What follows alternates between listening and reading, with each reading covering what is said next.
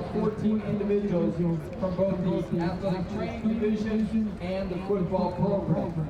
This time we would like to recognize those 12 individuals. First of all, starting with our athletic training program, Jexely Arellano and her parents, Patricia Ortega and Marcos Arellano.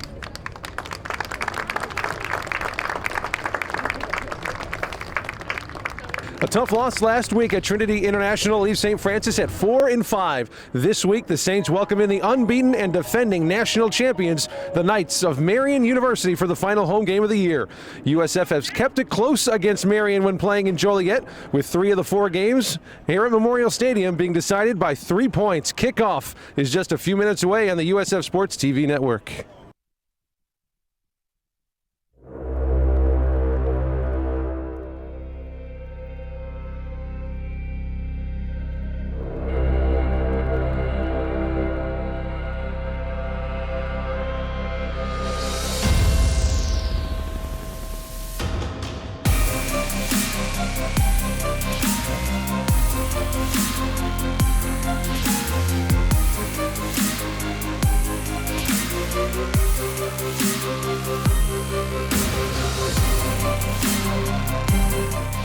And off to Elliott, and down he goes in the backfield. Sliding in there, Jamal Graham. He was like lightning. Looking to throw, Brozovic going for the end zone for Sheldon. Up, did he catch it? He did. What a catch by Sheldon McGee in the back of the end zone.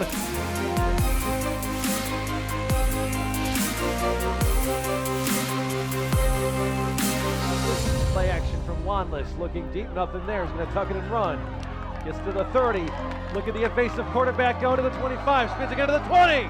Up on his feet still. 5. Touchdown. Trace Wanless. What a run. Throwing left side. Nice adjustment and a pickoff for the Saints. It's going to be an interception in the end zone. What a big play.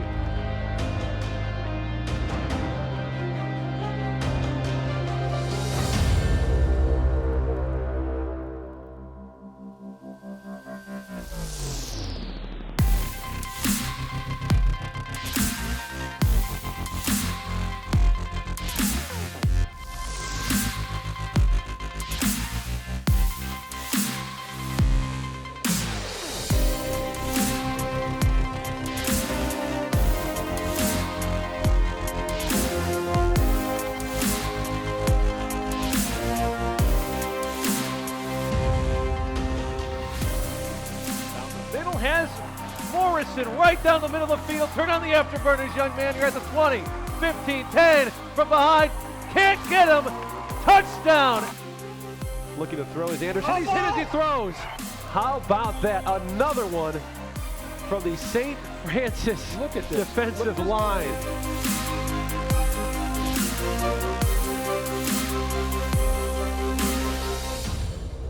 Goes back and take it away.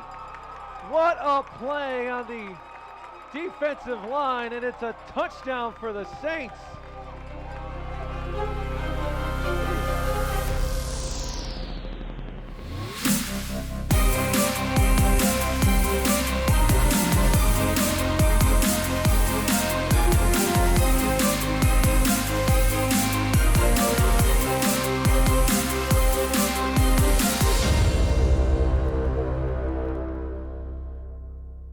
Good afternoon. Welcome down to Memorial Stadium at ATI Field. Nick Jacobs, Coach Lee Turnbow with you. Final home game of the season here, Coach. And real quickly, last week it was a tough one out at Trinity International in Deerfield. Blocked field goal with 8 seconds left. The difference in that one, unfortunately, St. Francis lost, but just by 3 points. In all the losses, if you take a look at them, 3 of the 4 losses, or 3 of the 5 losses, I should say, so far this year have been by 7 points or fewer. They're keeping it close, man. You can make an argument that St. Francis is about 6 plays away from being 7-2, and they really are. Just a microcosm of their season, but they're right there. Hopefully today they get it done. We'll invite head coach Joe Curry into our conversation here. And Coach, I know we start off with an opportunity Coach Lee Turnbow has sitting here in front of us. You're talking about playing defending national champions. Yep. You're talking about playing the #1 ranked team in the country. That's got to make the practice more livelier. It's got to make your guys more juiced. Talk a little bit about that, Coach. Well, I think our kids are excited to go out and compete against, what right now is the best in the country. And there's not very many times, throughout your career that you get a chance to say that I go get a chance to compete against the number one team in the country. And I think you're right. It was a little bit more lively this week in practice. And, we told them all week they got to prepare hard. And, hopefully they come out with a great effort today. Take us into the film room a little bit. What have you noticed about these guys? Is there anything that you guys have seen that you guys could take advantage of? Well, Marian overall, they're obviously a good team, but I think it's, what they do is they get you to scoreboard watch. They get you up by a touchdown or 2 touchdowns, and then you start thinking on offense, hey, I'm the guy, I got to go throw one deep and make a play. Or, on defense, hey, I got to gamble and make a play because, we're already down by 2 touchdowns. And before you know it, you look up, you're up by 3 touchdowns or 4 touchdowns. And that's been the message of the week. I told our guys, I don't care what that scoreboard says. Our motto is to go 1-0. You go 1-0 on every single play. Don't worry about that scoreboard. And, if we just keep pounding and keep fighting in there, I think that we can, put it to a point where it's the second half and it's a game, and we'll see what happens from there. Obviously, they have a pretty good coaching staff over there too. They're breaking you down on film. Is there anything you haven't shown this year that maybe up your sleeve you might pull out today?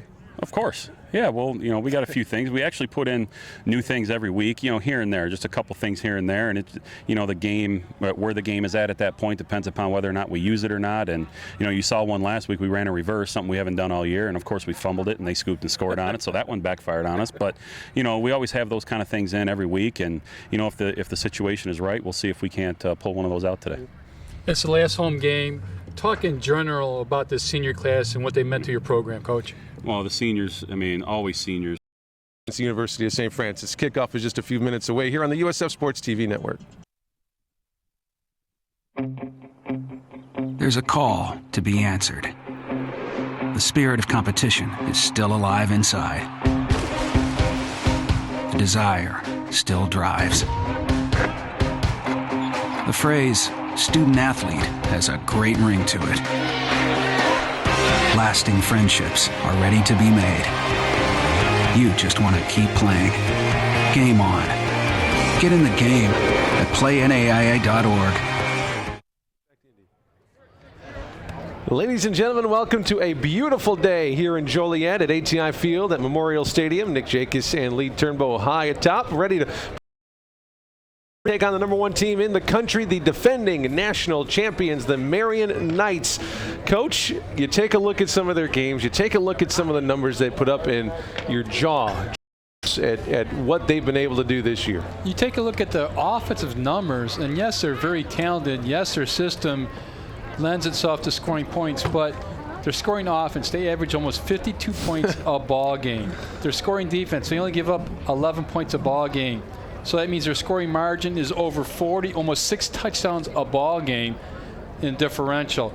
They rush for 230 yards a game. They pass for 320 yards a game with a freshman quarterback. But the thing I'm excited to see, mostly from Marian, yes, they are the number one team in the country, but watch their wide receiver, number 80, Krishan Hogan. He is going to be in some of these NFL training camp. He probably won't get drafted. He might sign as a free agent. But he's big, he's 6'4", he's got hands, he's got moves, he's tough. So that's what I'm looking forward to. For St. Francis, what I'm looking forward to, you don't get these opportunities hardly ever. The number one team in the country, defending national champions, coming on your home turf, all right? There's nothing to be left on the field. Whatever you got, you're going to have to use it. And this is just a great opportunity for St. Francis. Obviously, historically, Marian is winners in this matchup, but St. Francis has given them some contests. This is the 7th meeting, the 4th straight year these two teams have played. Now, St. Francis has just won 1 of the previous 6, but last year, MU beat them 28-0. That was down in Indianapolis, but in 2014, Marian defeated St. Francis here in Joliet 22-19, a 3-point game. And then a couple years before that, the last time that they were up here in Joliet, it was only a 3-point game then too, 27-24. So when Marian has played here at ATI Field, St. Francis has pushed them to the limit. And that's just how the schedule goes. I mean, every time you get your schedule for the following season, you always circle or highlight a game. But when it comes down to St. Francis and Marian, there's just some teams that either you play great against, they don't play so well against you, or it's just a matchup. And St. Francis has played it very close to the vest in terms of the scoring-wise with the Knights from Marian. Obviously, this Saints team a bit different than the last couple of years. However, of course, Donnie Butkus in at quarterback. He's performing very well. They're a little bit dinged up offensively. Adam Morrison not in uniform today. And then on the defensive side, we've been missing Dante Cobb the last few weeks as well. So they're dealing with some injuries, but they're going to have to play a perfect game here tonight, or I should say today, against a real good Marian team. What are some things specifically that St. Francis really needs to do besides the typical, obviously, take care of the football and make sure you try to get a takeaway or two from them on the offensive side? What are those keys to the game here for the Saints? The first thing I want to take a look at is the tackling from the St. Francis defense, especially between the tackle box. We can't let a 2-yard gain become a 12-yard gain. Yeah. You know, I'm not so worried about the passing attack, although Marian, great passing attack. I'm just mostly concerned about how they're going to tackle. The second thing I want to do is field position, because Marian's got the type of offense that they can strike from anywhere on the field. St. Francis, yeah, they're averaging 28 points a ball game, but they're a more methodical offense, which means it might take 10 plays to move the ball down the field and score, whereas Marian, they can score in 1 or 2 plays if need be. We take a look at last week for both teams, a game that St. Francis really should not have lost. They were up in Deerfield last week against Trinity International. Blocked field goal was the difference in that game. They lost 35-33. Grayson Barnett was on the field ready to kick a chip shot, really a 20-yard field goal with 8 seconds to go. Would have given the Saints the win. However, Trinity came off the edge and blocked that kick, and they walked away with the victory over St. Francis. The offense was there, though, for the Saints. 531 total yards. They held the ball for 15 minutes more than Trinity did. They rushed it for 230 yards, which was the second most rushing yards of the season. They just need to work on that defense. When you look at the 3-3 stack defense that they played, there is a glaring hole just logistically in that defense, and that's right in the middle of the field. It is, and what all it means to me is when you look at the tape, you look at the film, is you got to fill better, you got to go downhill better, and you got to make the tackle better. Right now we pause to honor the United States of America with Veterans Day around the corner with our national anthem.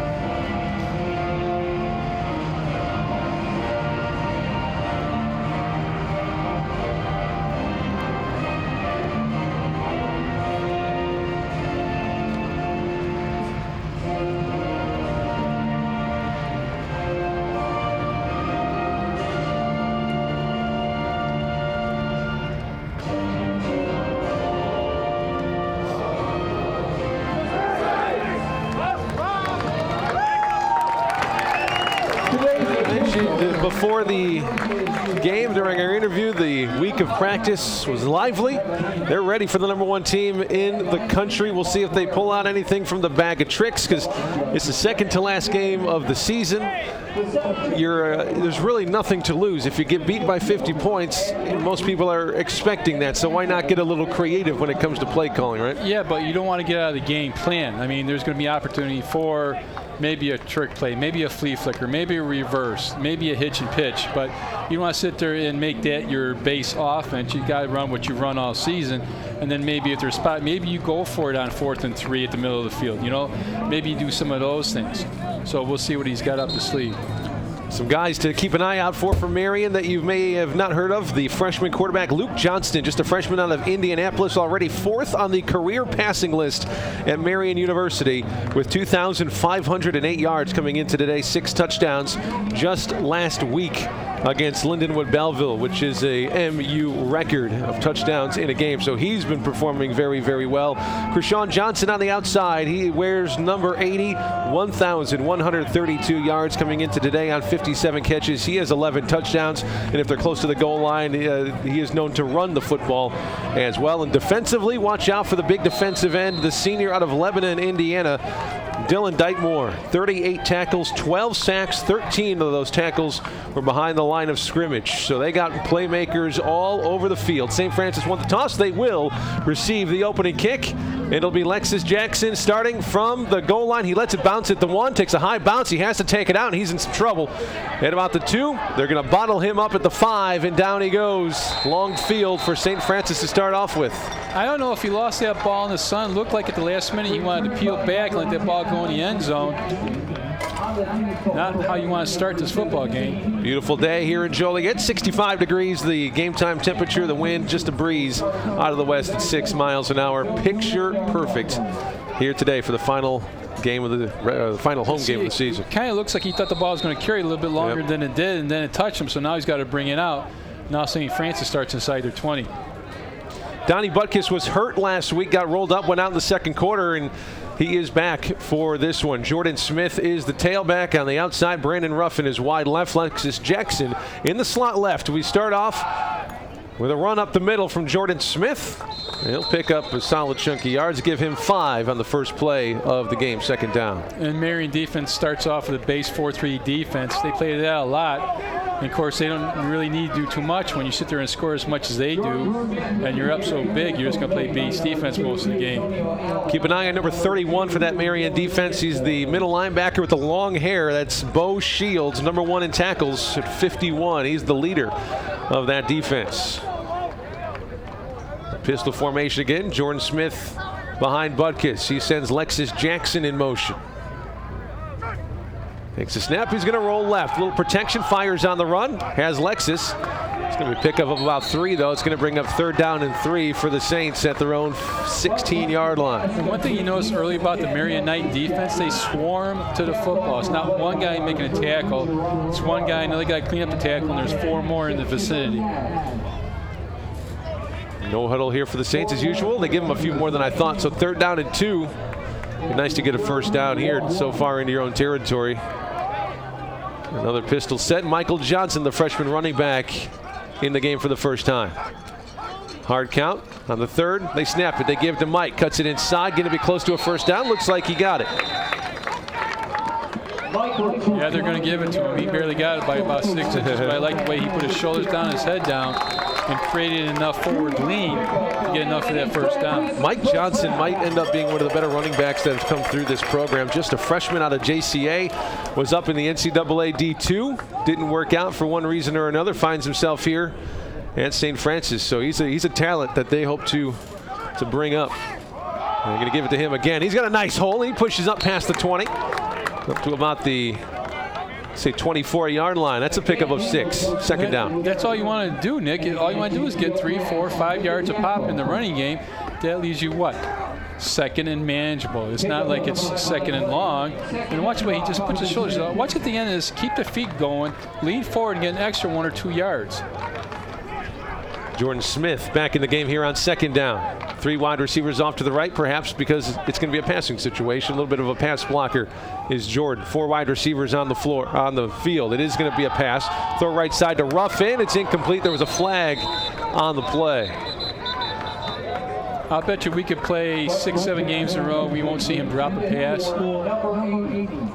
Looked like he tried to pull his head, turn it upfield before he got it. Well, they're going to call that one on Marian, so that's going to end up being a 1st down for St. Francis. Yeah, you see at the last minute, he just took his head upfield, took his eyes off the ball. Yep, you know what? Well, if you're going to drop a ball, might as well be on a defensive penalty. Get that out of the way. 1st down for the Saints. Ball at the 28-yard line. 2nd 1st down of the drive, the opening drive of the game. 12:20 to go. 1st possession. A lot of movement. They're going to switch sides. Ruffin's going to come off to the wide right. They're going to send Zach Marino, the freshman, off to the left. Trips in the slot right here for Butkus. He'll drop 3 steps, looking for the quick throw. Fires right side, looking for Ruffin. It's picked off. Intercepted by Marian up to the 30.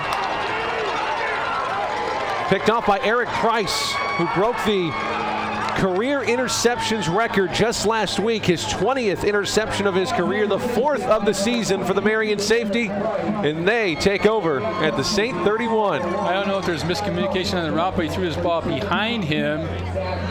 Should have led him more to the sideline. This is an easy pick for Marian.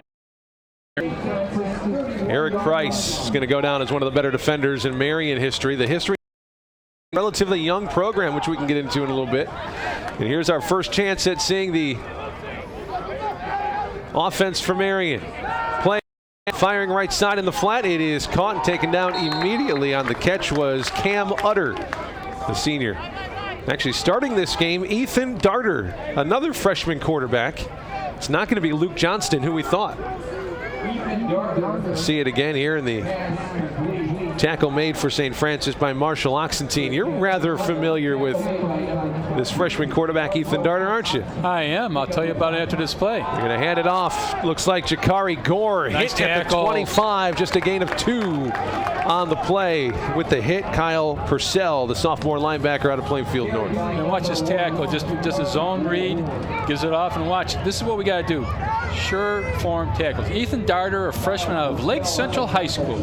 I coached him when he's a little shaver in both football and baseball. Great parents, great kid. Big kid as well is Ethan, 6'6", 230. That's what he's listed at. I don't know if he's all of 6'6", but he's a big boy. 3rd down and 4 now for the Knights. Jakari Gore to the right of Darter. He'll take a 3-step drop, look to throw, looking end zone, puts it up for Krishawn Hogan. He did not make the catch. He was forced out of bounds. Even if he would have came down with it, he would have been out of bounds. Nice coverage on the play on the outside for Alex Woodard, the junior cornerback. You always see those slot receivers in the NFL. Where do they come from? Smaller colleges, right? I think Hogan's got a shot. Make that catch, keep it. But I can see some NFL team put him in the slot, maybe put him on the taxi squad, the old time term for taxi squad. 42-yard field goal for Matt Plesac. Blocked by the Saints. Up. Here comes the rush. Up past the 50 on the block. Marshall Oxentine down the sideline. He brings it up to the 24. A big special teams play for the Saints, and that is what you need if you're going to contest with the #1 team in the country. And that was a great block. The pressure came right up the middle, got a big paw on it, and it bounced it right off to one of your wingman. Of course, he's going to get a bunch of crap in the films. How come you can't return it to the house? Watch it. It doesn't appear to be too low a kick right there in front. On the front line, just a big paw bounces right to our wingman. Couldn't quite tell who made the play. Kyle Purcell walked off. I should say Kyle Kerjelik walked off the field clapping and getting the praise. We have a flag? No issue with the clock.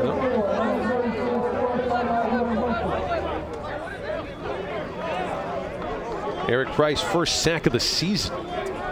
Kind of surprising.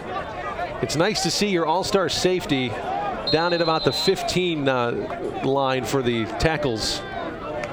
Yeah.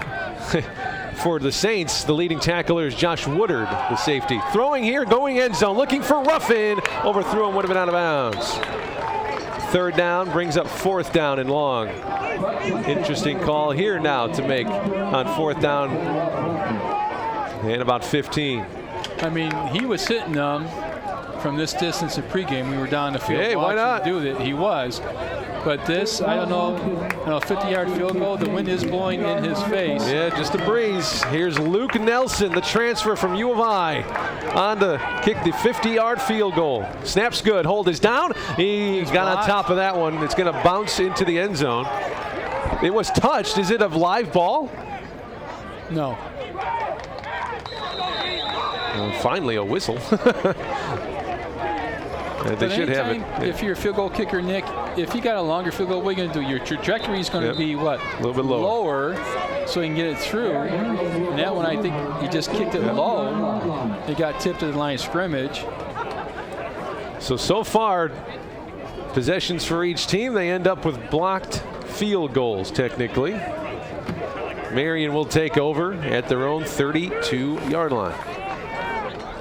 There's an opportunity there for USF to go up early. Would have been tells me, hey, how come you're eating potato chips when I'm watching the game? That's empty calories. That was an empty possession for St. Francis. I mean, we got to come away with those opportunities with points on the board.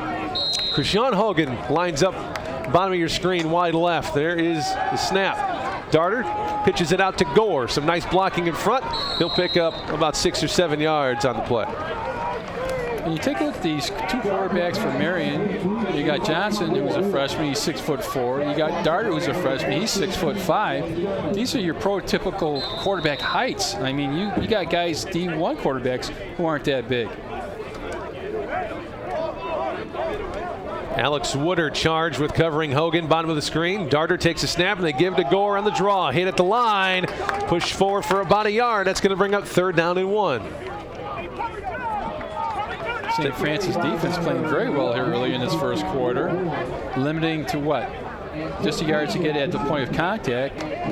Not missing any tackles. You know, you should be hyped up. It's senior day. It's your last home game. You're playing the #1 team in the country. What more could you ask for? Maurice Woodard line up to the bottom of the screen. Krishawn Hogan goes in to block for Jakari Gore here on 3rd down and 1. And he'll pick it up. Gain of 2 from Gore. Gore is a nice talent. He's a senior out of Miami. 570 yards coming into today. He's got an average of 7 yards per carry. Yeah, but they're not ripping off yardage. Watch this. I mean, he gets it in there. It's 3rd and 1. And what does he get? He just gets maybe 1.5, 2. So it's not like they're, chucking off 10, 20-yard gains. Darter in the shotgun. Gore on his right hip. Play action throwing. There's Krishawn Hogan. He drops it. A little shoulder at the end of the play from Josh Woodard. Brings up 2nd down. You don't see him miss too many footballs. And I'll bet you if you ask him, he'll tell you 1,000 times that's a ball that I got to catch. I don't care who you are, though. Right on him. Going across the middle like that. And, yep.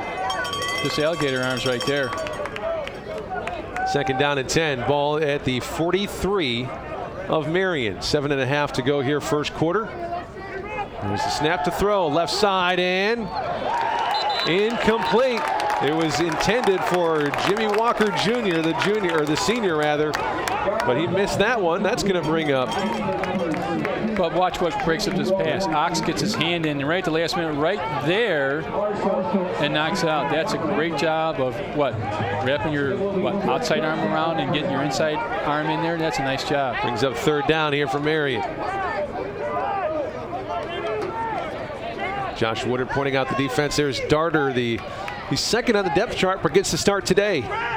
Snap to Darter, looking to throw. Fires down the middle, wide open is Hogan. He makes the grab, makes a couple miss as he gets up to the 35-yard line of St. Francis, and that's a big 1st down. I don't know if you can appreciate at home how good a catch that was because he cut the ball with his hands. It sounds simplistic, but watch this ball is just a little bit out in front of him, and watch he just comes in right there with his hands. As a wide receiver, a lot of times they want to let that ball get into their body, but he does a nice job catch that ball with his hands. It's about a 20-yard pickup, 1st down here from Marian. Fake to Gore, left side. It is incomplete. They blow it dead. It was close to being a lateral. The intended receiver on the play for Marian, Brandon Dillon. Tight end out of Rikers. Very close to being a lateral. Yeah. It looks like Darter getting his first start here a little bit quick, a little bit hurried. You got to slow the game down when everything seems to be going fast. 2nd down and 10. After a 20-yard gain by Hogan.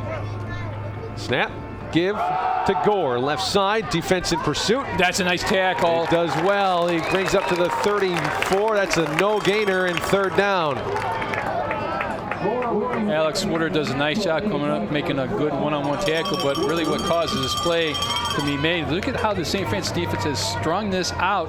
Now he's got to go to the sideline and look at Woodard. That's a great one-on-one tackle. Alex, the brother of Josh Woodard. 2 brothers playing in that defensive backfield for the Saints. 3rd down and 10. Keep an eye on Hogan. He's their go-to guy. Bottom of the screen.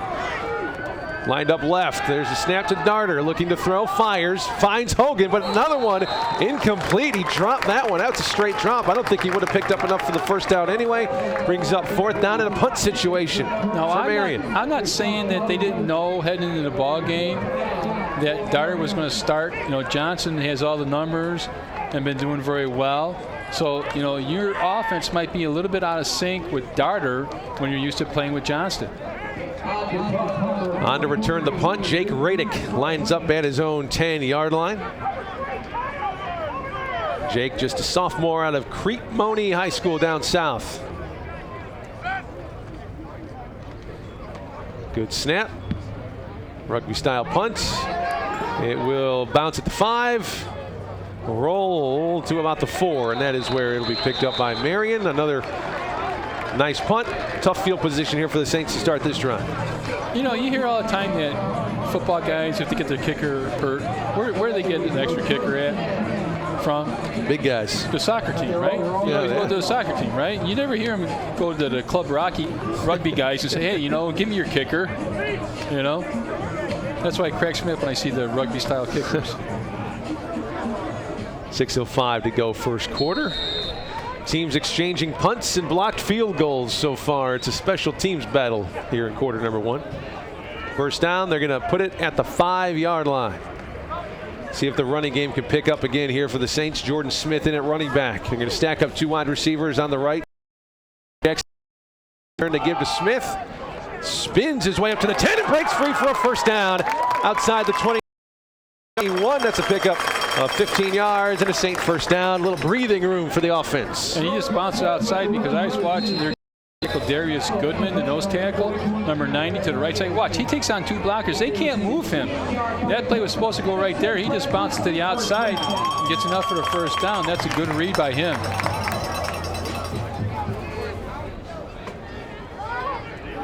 Butkus in that pistol. They do bring it. Stepping up in the pocket. Dumps it down to Jackson. He's got a little room to run. Past the 30 up to the 35. Tuck it away. Tuck it away. Stops and gets up to the 41. That's enough for the Saints. They pick up 20 yards on the pitch and catch to Alexis Jackson. Alexis the whole way. I don't know if that was a great throw that time by Donnie. It's very difficult for a quarterback to roll to his left, square his shoulders, and put the ball on a dime. This ball was thrown a little bit late and a little bit to the inside. Should have been more to the sideline.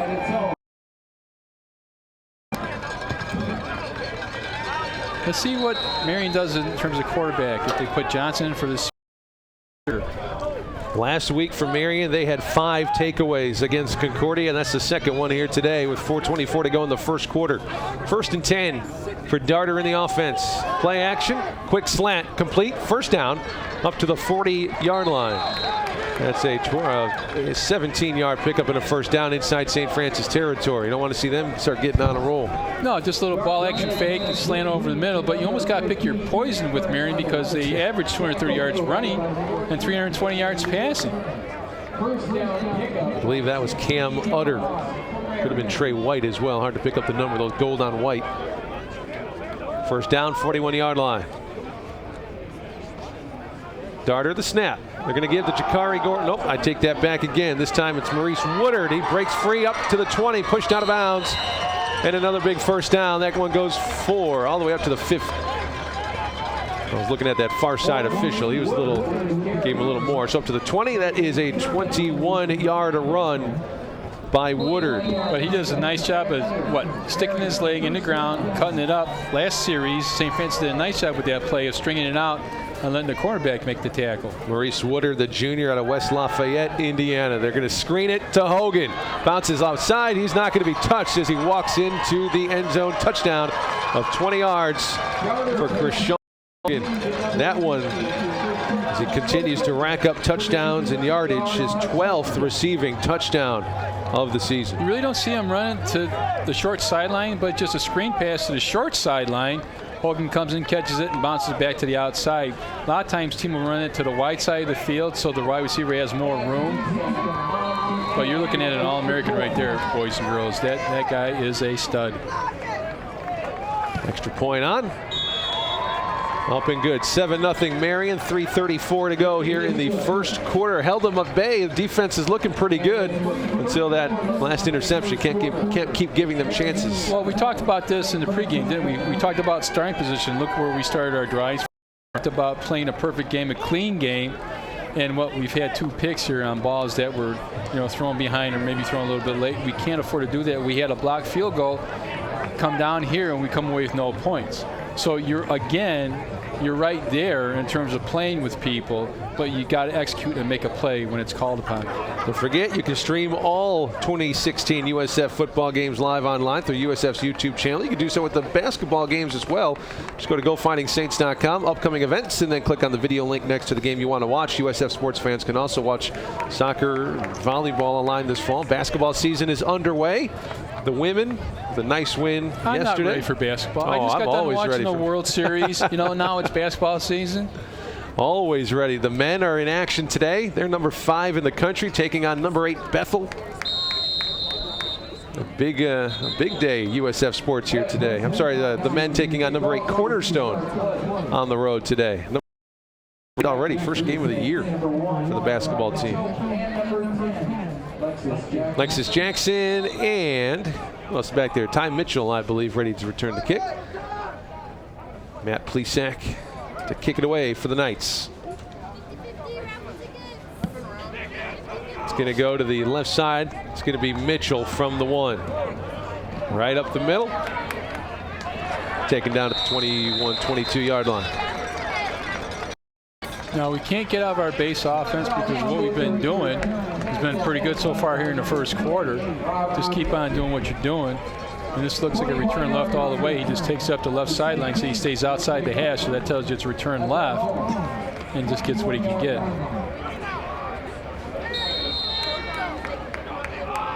So far for Marian, 28 yards on the ground, 69 through the air. St. Francis pretty even at 23 on the ground, 24 through the air. Difference is 2 turnovers for St. Francis.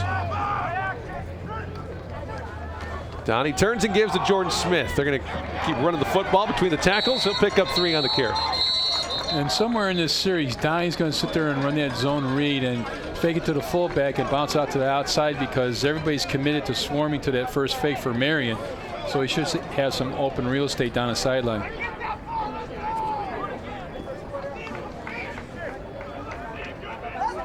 Again, last game for Marian, 55-13 over Concordia, Michigan. They were tied 13-all midway through the second quarter before Luke Johnson finished with 4 touchdowns, 3 of them to Krishawn Hogan. And again, the defense had 5 takeaways in the game. Second down and 7 for USF.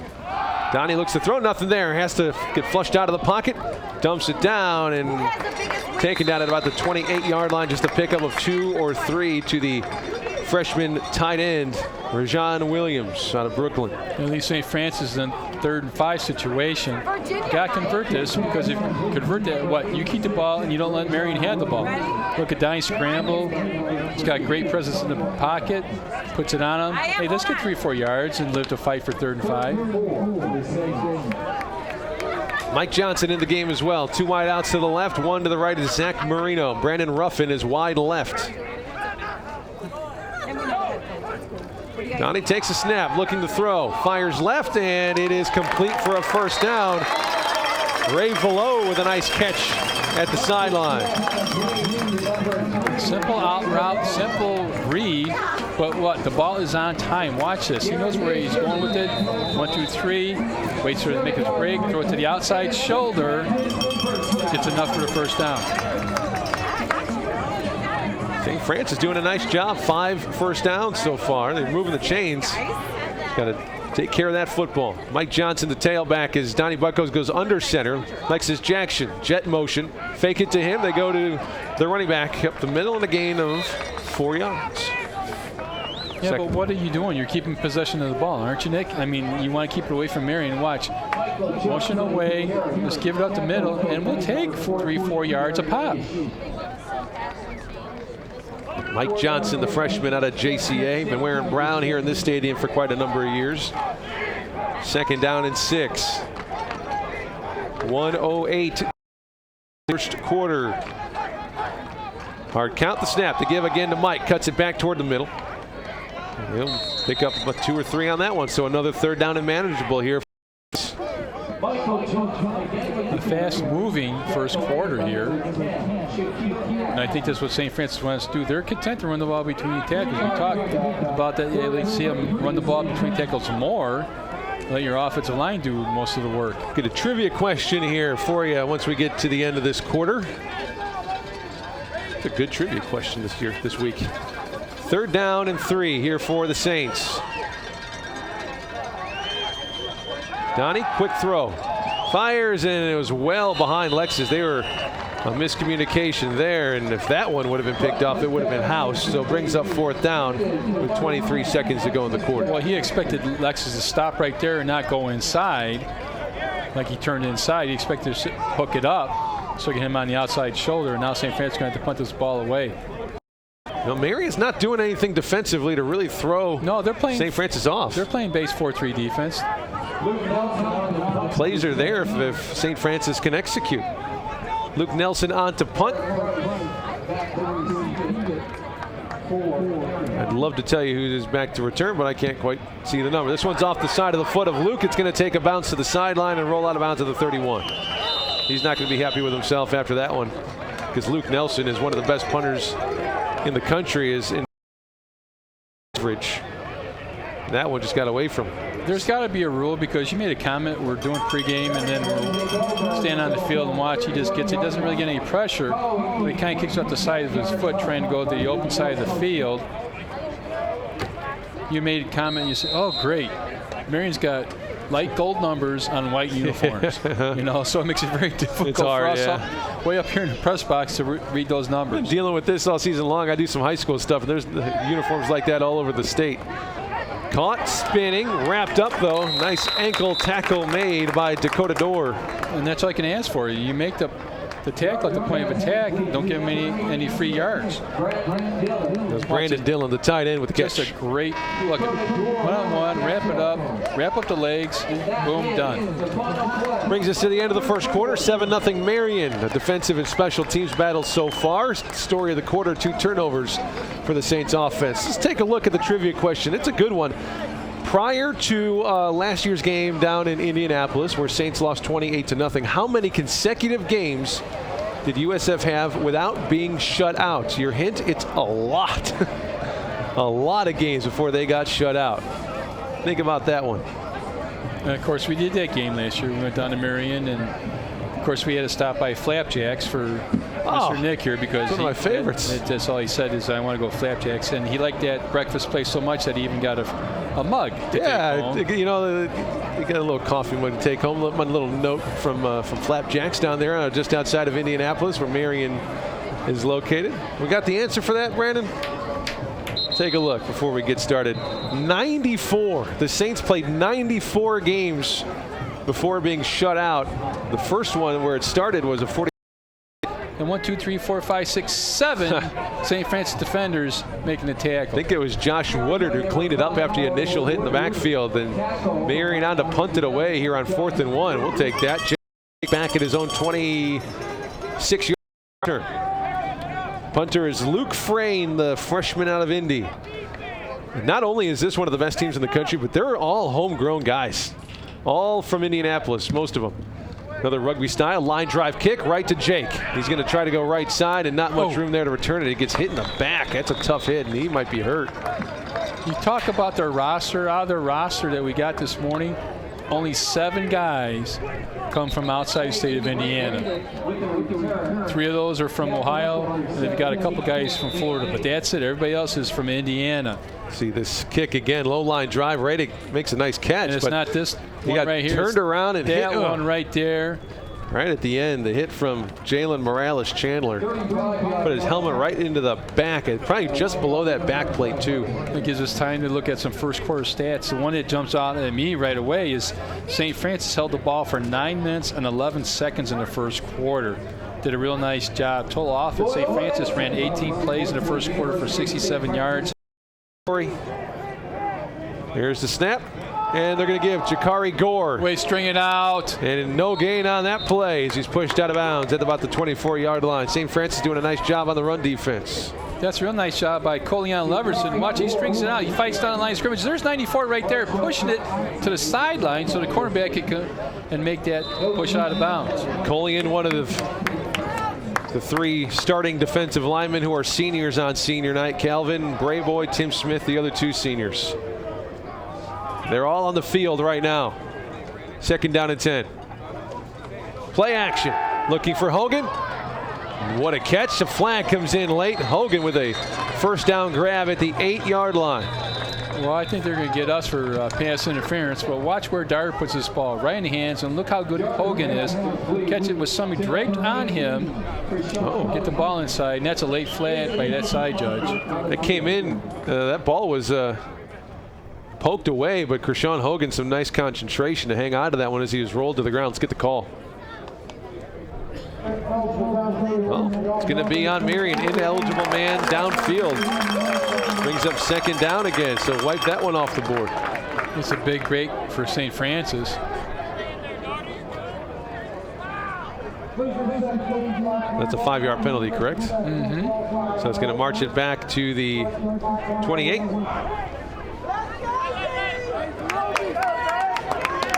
Second down and 15. They need to get to the 13-yard line.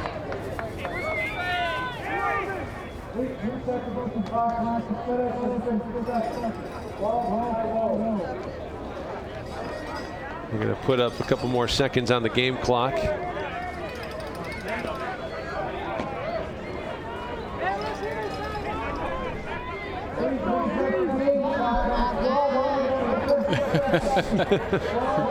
They're yelling up here to the time clock operator, and he says, I'm trying to put the time back on the clock. He says, it's not working. Yeah, we might have a little So it's kind of funny. The ref's got the mic on. He's in up to the press box. Yeah, he's eating them up. Everybody else can hear it. And now the time clock operator, he's hey, a nice cheer from the home crowd. 12:50 back up on the clock. Second down. Hopefully stops the momentum. That's a little home field advantage right there. Second and 15. The fake. The throw to the end zone looking for Hogan, and he well overthrown. Incomplete. Third down and long now for Marian University. Well, who you gonna double, or who you gonna slant your coverage to? It's got to be Hogan, right? And Darter being a freshman quarterback, he looked that way all the time, so you know that's where he's going to. Watch, a little shoulder fake. Now he's locked on. Timmy Smith almost knocks his socks off right there at the end. Ball just overthrown by the freshman. Third down. 15 to go. Darter throwing. Left side to Hogan. End zone. Caught. Was he inbounds? He was. What a throw and catch. Kershawn Hogan's second touchdown of the game, and they go and shake hands like they've done 13 other times. Old hat for Kershawn Hogan. He drops it down the chimney. Watch, the coverage is pretty good. Watch this ball turn over right over his shoulders. Had to make an adjustment with his head. Wow. Never relinquishes possession of the football. That's just a great catch. Great throw. Extra point will make it 14.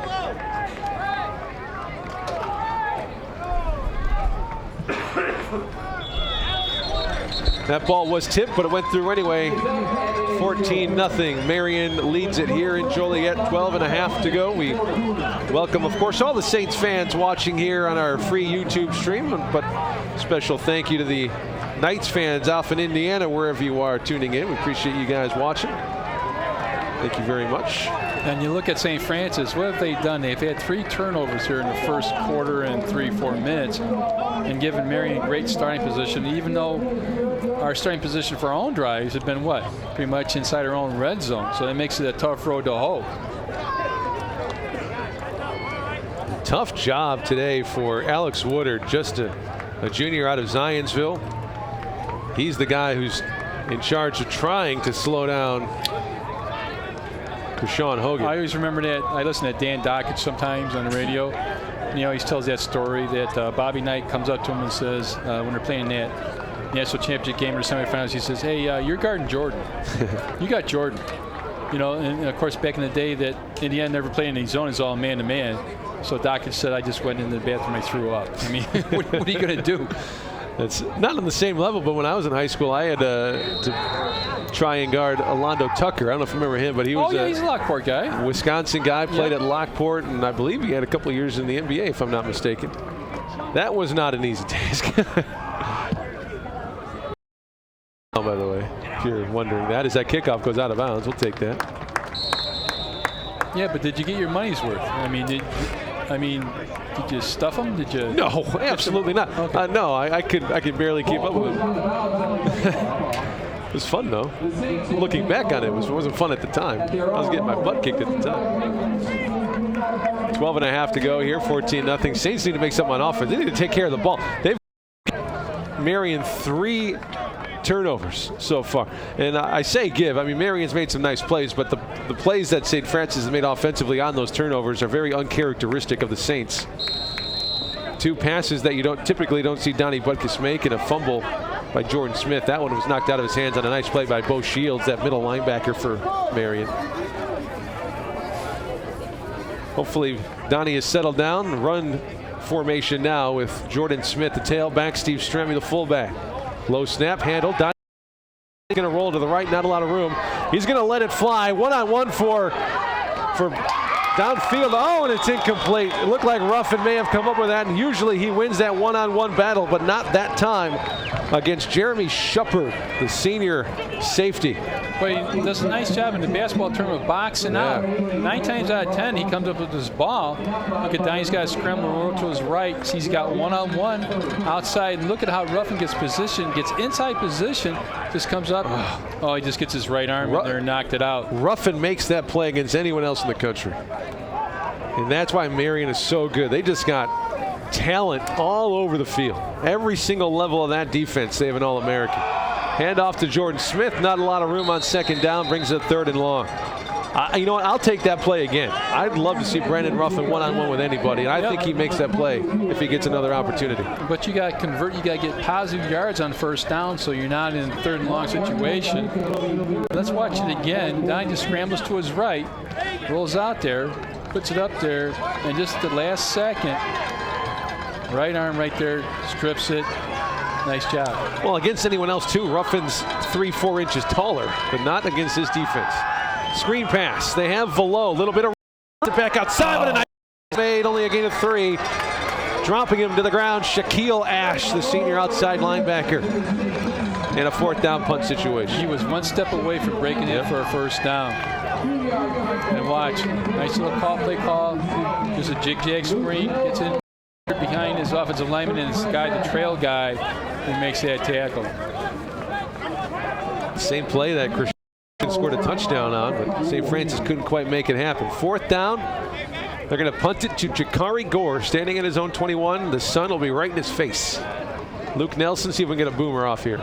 Nearly blocked, but nice, he does get a thunderous punt, which is bobbled at the 10 or at the 15. He picks it up and just goes right out of bounds. No gain, or no return, I should say, on the punt. And the worst field position for Marian to start off with right now. 10:58 to go here, 14-0 Knights. And this is just a great punt. Angles it. Again, the Sun plays little problems with the punt return because I don't know if he lost it. Watch, yeah, he wasn't sure where it's going to come down, but good punt coverage by St. Francis special teams. If I'm St. Francis defense right now, yeah, I'm behind 14-0. I've kind of given them a couple, gimmies and turnovers, but you've got a freshman quarterback who's making his first start, correct? So you'd want to think that you want to put a little pressure on him and have him make, quicker decisions. Darter has appeared in 6 games, but he's only attempted 11 passes coming into this game as Alex Woodard makes another tackle, but a pickup of about 8 or 9 on the play. With the run, number 28, Robert Gibson, the senior. Watch this, a flash fake to the left, to the outside. We've got to do a better job to contain and set that edge on our defense. 2nd down and 2. Gibson on the run again, and a huge hole open side. Picks up a first down for the Knights. Looks like they had him bottled up, but he makes a nice play, picks up 7 more and a first down. He just cuts it back across the grain. Watch this play design go to the right. Nothing there, so he just sticks his leg in the ground, goes back to the left side. It's a nice wall-off block by his tight end, gets enough for the first down. It's a great blocking up front here by that offensive line. Robert Gibson, number 28. 2 touchdowns rushing, 2 touchdowns receiving on the year. First down, 43-yard line. Fake to Gibson, quick throw. Hogan at the 50, wrapped up, taken down, picks up 6, makes it 7 on the play. Gosh, what a weapon. It's just a machine the way they run their offense. They've got everything. Watch. flash fake. Hogan, what was that, a 2-yard slant? That's all he did, ran a 2-yard slant. You know, he reminds me of a little bit shorter, but a Larry Fitzgerald type of receiver. Can make the plays with his hands, yards after catch. One-on-one, he's unstoppable. 2nd down and 3 at midfield for Marian. Play action to Gibson, again to Hogan. Oh, jumped that route. He goes out of bounds for a 1st down. Picks up 6. St. Francis defense had 2 guys with him on that play. He just cuts it to the outside, now cut, catches the ball with his hands. Watch how good this is. Watch how simple this looks. Dart locks on, but look at this catch. Boom, outside. 2 guys right there by St. Francis. Alex Woodard following Krishawn Hogan to the left side. 1st and 10. Darter to snap, play action, screen pass left side. It's caught, breaks the tackle. Breck is upfield, up to the 35, still on his feet to the 33, and he fights those extra yards for a 1st down for the Knights. Making the play, Trey White, the senior wide receiver. You can't really sit there and look for one thing from Marian offense, can you? They run a lot of different sets, a lot of different plays. A little swing pass to the outside. Look at the downfield blocks by their wide receivers, pushing guys out of bounds. Look at how he finishes this run.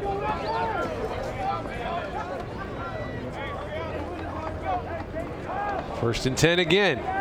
Marching, longest drive of the year so far. They faded out, but that one's incomplete. Intended receiver on that play was another senior. We talk about how good this Marian program is, national champions in 2012, and of course last year. Just this ball by Darter gets away from him a little bit, little corner route, puts it too far outside, but it's the program. It's the process that they do. I mean, if you're sitting there scouting them, you might see, 18 different plays in the first half. I'm talking about sets. I'm talking about what they run. I'm talking about who gets the ball. All led by head coach Mark Henniger in his 4th year as a flag comes in. Henniger 38-10 in 4 years. They're obviously the reigning national champs. Their 2nd national championship in program history, the first one back in 2012. They've made 3 appearances in the national title game. 2012, 2014, and last year. And this is just the 10th year of football at Marian University. There's the head coach, Mark Henniger. Coach Joe Curry said he tried to get Coach just to not play today. He said he didn't really win that argument. There's the snap and the drop down. Looking for Hogan, makes a one-handed catch, fighting for more yards, up to about the 36. I don't even know how you catch that football. 3rd down, though. I don't know how he doesn't play basketball, too. Watch this catch. Dump off screen. Look, it goes up, one hand up in the air. Jeez. Makes that catch. Talk about a freak athlete. Brings up 3rd down at about 12 or 13 yards. With the way that this offense has been rolling this possession, 13 yards seems like it's 3rd and short. Under 7 minutes and counting here in the first half. Saints trying to keep this at 2 possessions. Blitz being shown, they back it off. Darter looking to throw, fires, has his man complete. And that is not enough for a 1st down. Looks like he's going to be about a half a yard shy. So 4th down and a couple feet here at the 24-yard line. Don't you just go for it if you're Marian? Oh, yeah, judged by his spot by his side judge. It's going to be 4th down. And watch, it looks like he has enough, and then they pull him back. So it's be 4th and less than a yard. You expect a run here, but watch this in for a score. That's Malik Thurman. He tried to rip it off, couldn't quite get the fumble. There's the snap. Nope, they're going to keep it running on the ground. A huge collision at the line between Gibson and the linebacker. That's going to be close. Judging by where the officials are, it's going to be about a 1st down by a foot. Let's see. Wow, that was a huge collision by Malik Thurman. Malik Thurman took a shot, and he is down on the field. Wow, what a collision between the running back and Thurman. Boy, he came up and filled this hole. Watch this play. Oh. Inside handoff to the fullback, and look at this. Bam, right there, and his neck snaps back. Whew. Hope he's okay. Oh my gosh, he took that was a shot. Violent collision right there. They haven't marked off, and we're going to worry about the spot of that ball in a minute, but Malik Thurman took an absolute shot. Robert Gibson the running back for Marian. Now, see, seriously, guys, do we have to bring the chains across while the guy's still on the right. field? That doesn't make it. What's the big rush? Thurman is up on his feet. He's going to walk off, but I would expect not to see him back in the game if that is indeed to be a head injury. Now let's worry about the possession here. Let's see where this ball is going to end up. It looked like, from my point of view, it's Thurman. Oh, looks like a neck or a shoulder, actually. They stretch out the chains into this. Well, they're the national champions, so they usually get the call. First down. You can't see. The guy's right in the way. Yep, by the nose. Look at that. The nose of the football. You cannot fill this hole any better. Watch where he comes from. Boom. Running back goes back. That's how you fill a hole.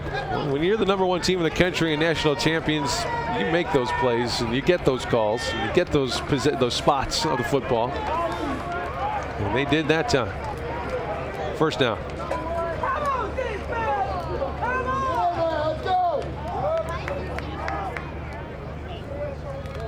Twelfth play, 61 yards so far in this drive.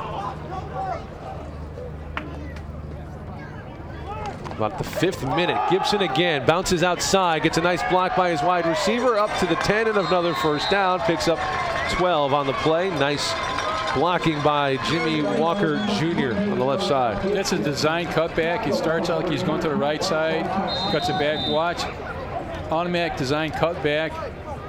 Nice job by the wide receivers from Marian, making downfield blocks. First down at 10. Put the ball at the 13-yard line. Krishawn Hogan is wide left. There is Darter, the freshman quarterback. Snap. Screens it right side to the big tight end. Makes a move, hit, and down he goes. Picks up 1 on the stretch. Another catch made by the big tight end Brandon Dillon. What a tight ends think they are. They think they're wide receivers, right? So it always cracks me up. Watch this little swing past the tight end. Watch him go try to put a move. You got no moves. You're a big guy, all right? Just put your shoulder down and run him over. Second down. They give him 2. So second down and 8 at the 11.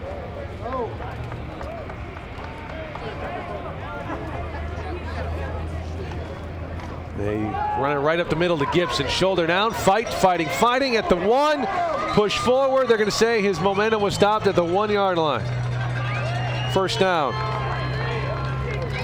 He's an old school fullback. Yes, he is, man. We don't see fullbacks anymore, but if people would run the I formation, he'd be the fullback. Because there's no scatterbug. Watch him just go up the middle. And watch how he finishes this run. Fighting, clawing, keeping his legs moving. Head coach Joe Curry trying to figure out a puzzle no one's figured out for 17 games. The give to Gibson, and he backs his way into the end zone. It's 20-0.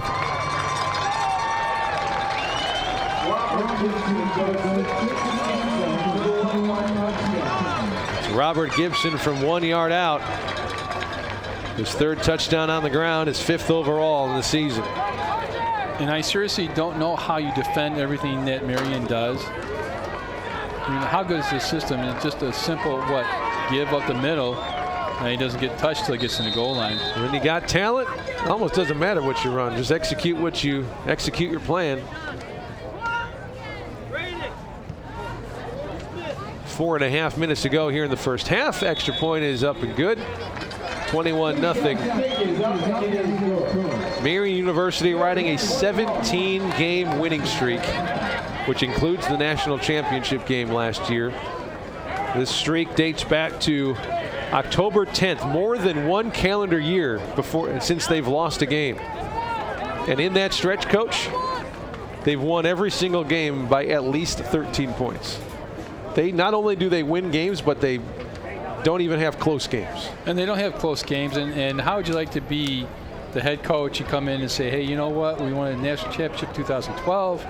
We won it last year. We're ranked #1 in the country this year. We won 17 games in a row. And, you know, we sit there and we compete and play and win national championships.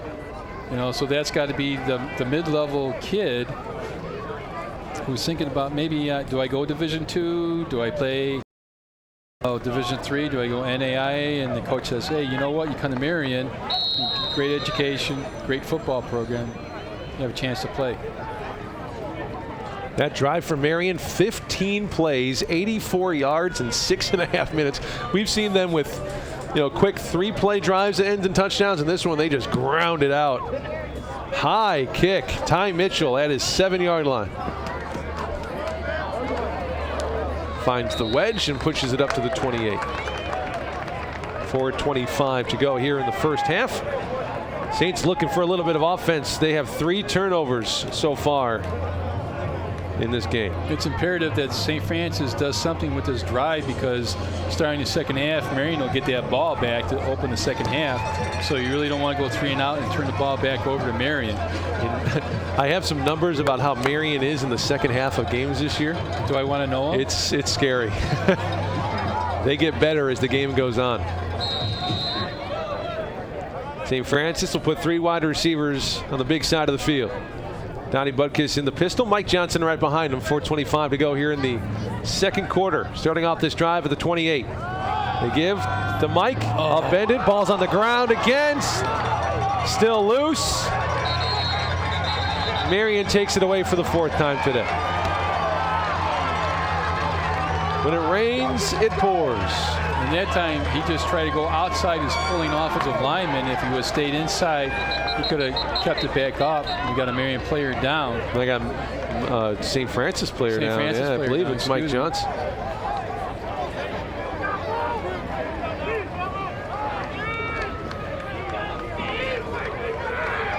Nope.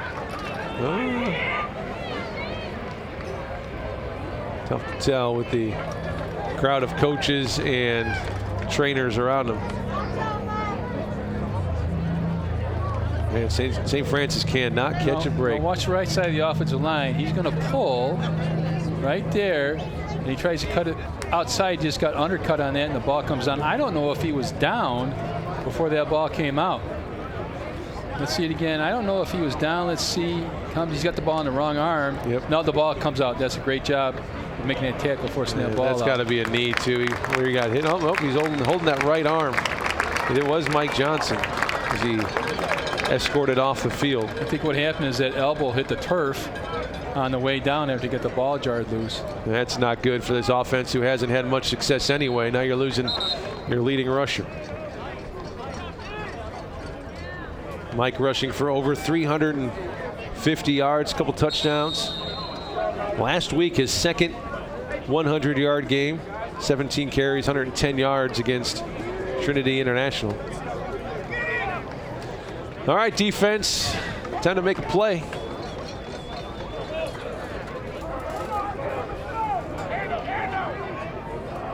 First down and 10 here for the Knights. Play action. Darter throwing into the end zone for Hogan, turns off the top of his helmet and incomplete. I don't know if he could have thrown that any better. Hit him right in the helmet, but he turned him around. He was looking for something over his left shoulder, Coach. Yes, he was. Over his right. Just a good ball by Darter. He just couldn't swing his head back around quick enough to get that. You know, it's every time that ball is thrown to Hogan, you expect him to catch it, don't you? Oh, absolutely. He's dropped a few actually today. Dropped 2 balls, this one off the top of his helmet, although he does have 2 touchdowns as well. 3 wide receivers off to the left. A tight end on that line as well. They're going to run it this time. It's like Woodard between the tackles, picks up 2 up to the 19, 3rd down. Timmy Smith, the senior, checks into the game and now checks back out. Now checks back in for Coley and Leverson. Maurice Woodard, number 5, a sophomore. He'll be around a while. A lot of great running backs coming through this program. Jakari Gore, the cousin of Frank Gore up in the NFL. You know him. Except he's on the sideline right now. Maurice Woodard in the game. Frank Gore, long time up with the San Francisco 49ers. Hit as he's thrown, nearly intercepted, and it is picked off. First takeaway of the game for the Saints. It's a pick by Alex Woodard. The Saints take over at their own 10. A little bit of life here at ATI Field. And Darter gets cut in half. Watch right there as he throws it. Boom. It's cut in half. Chip drill inside. Off the receiver. And we get it. Dakota Dorr with the initial poke of that football. Alex Woodard cleans it up. First pick of the season, I believe, for Alex Woodard.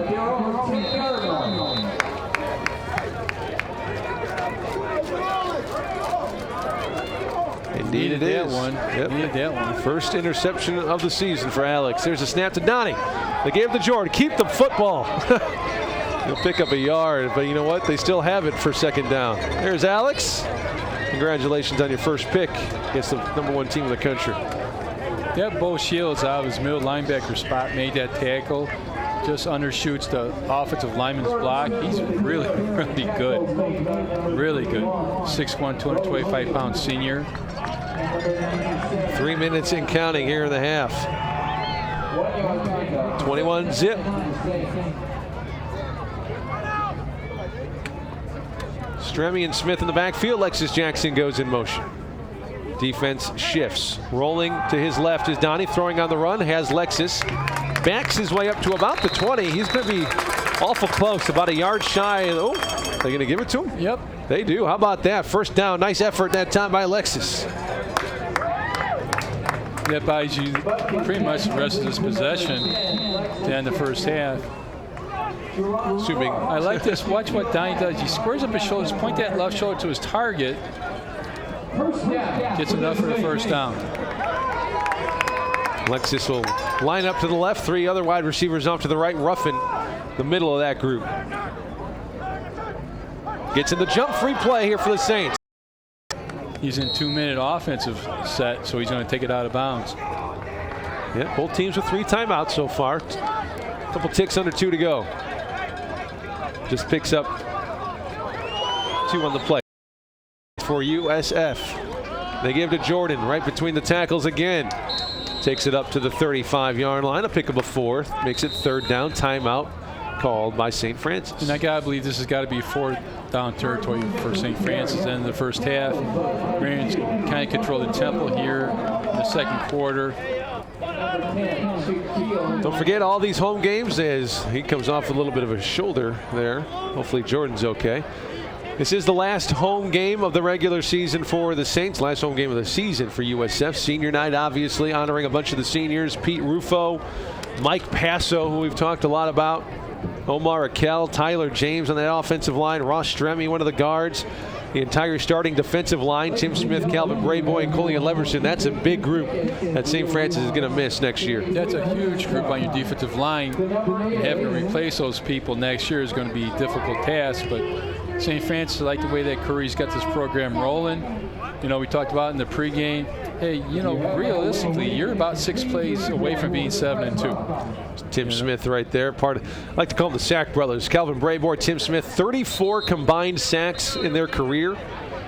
4th all-time by a pair of USF defensemen. The leaders of that, Terry Jones and Don Long, who had 37 from 94 to 96. So that's a heck of a defensive line. Tim Smith, Calvin Brayboy, Coley and Leverson. They're going to put 1 more second back on the clock. 1:49.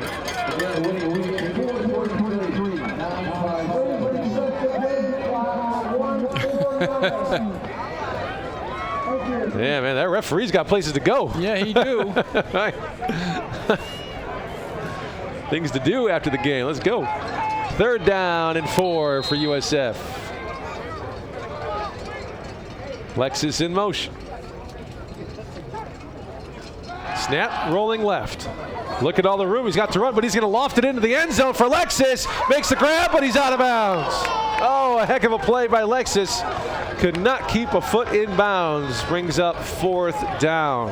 You have such a tight window when you sit there and sprint to one side or the other. You cut half the field off, and this is a great throw. It just leads him a little bit to the outside too much, out of bounds.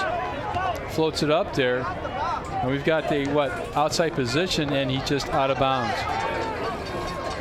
4th down, and like you said, Coach, it is 4-down territory. They're going to go for it here on 4th and 4 at the Marian 35. Blitz being shown to the right of the offense. Blitz being shown left of the offense. Here it comes off the edges. Quick screen. They have Ty. Get a boy. He picks up the first. Hit hard at the 29-yard line, but he pays the price for the first down. Good morning. Ty Mitchell, a little slow getting up. Oh, he got rocked. Great call against the blitz. Little wide receiver screen. That was a key block right there, but just leaves his feet.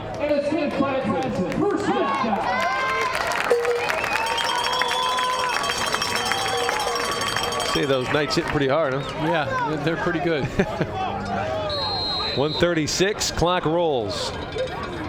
Jordan Smith on the right hip of Butkus. 3 wideouts off to the right. They bring 3. They loft it again for Ruffin into the end zone. Nope. Double covered, incomplete, knocked away.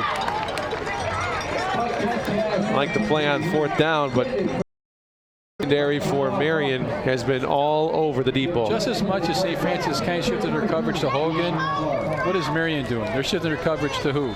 Ruffin. There's 2 guys there. Safety comes over. Jerron Clark, the corner, again knocking it away. He's done a nice job today. There's Donnie Butkus, the junior out of Mount Carmel.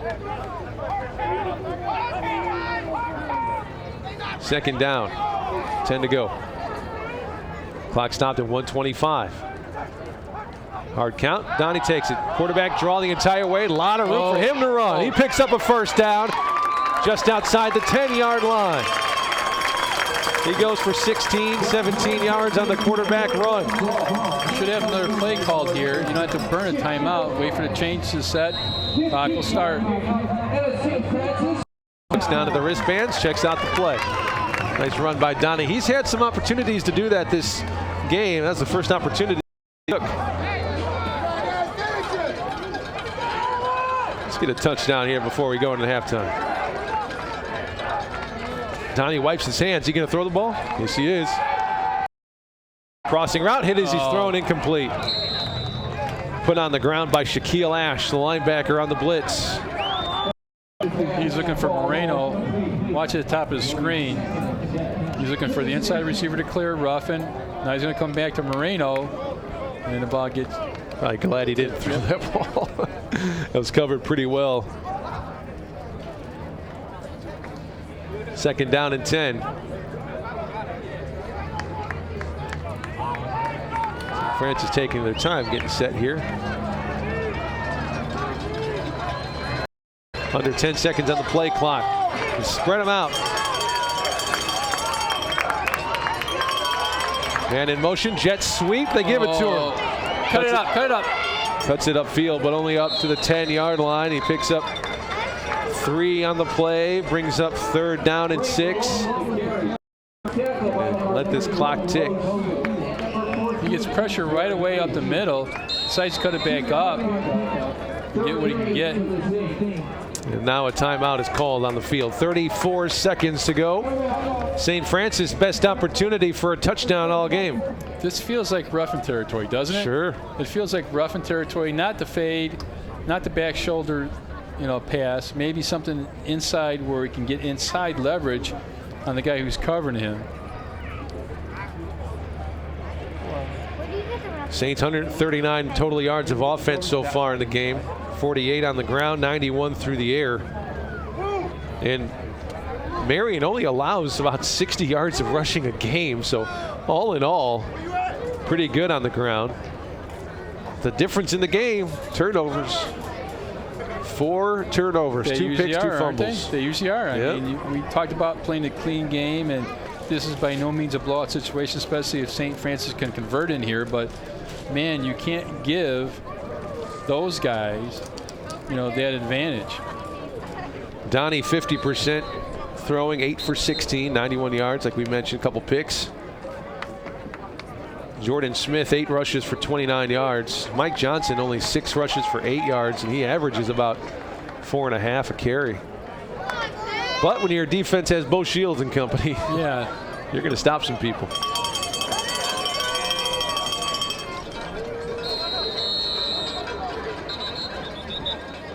And a timeout called by Marian. I think they had too many guys.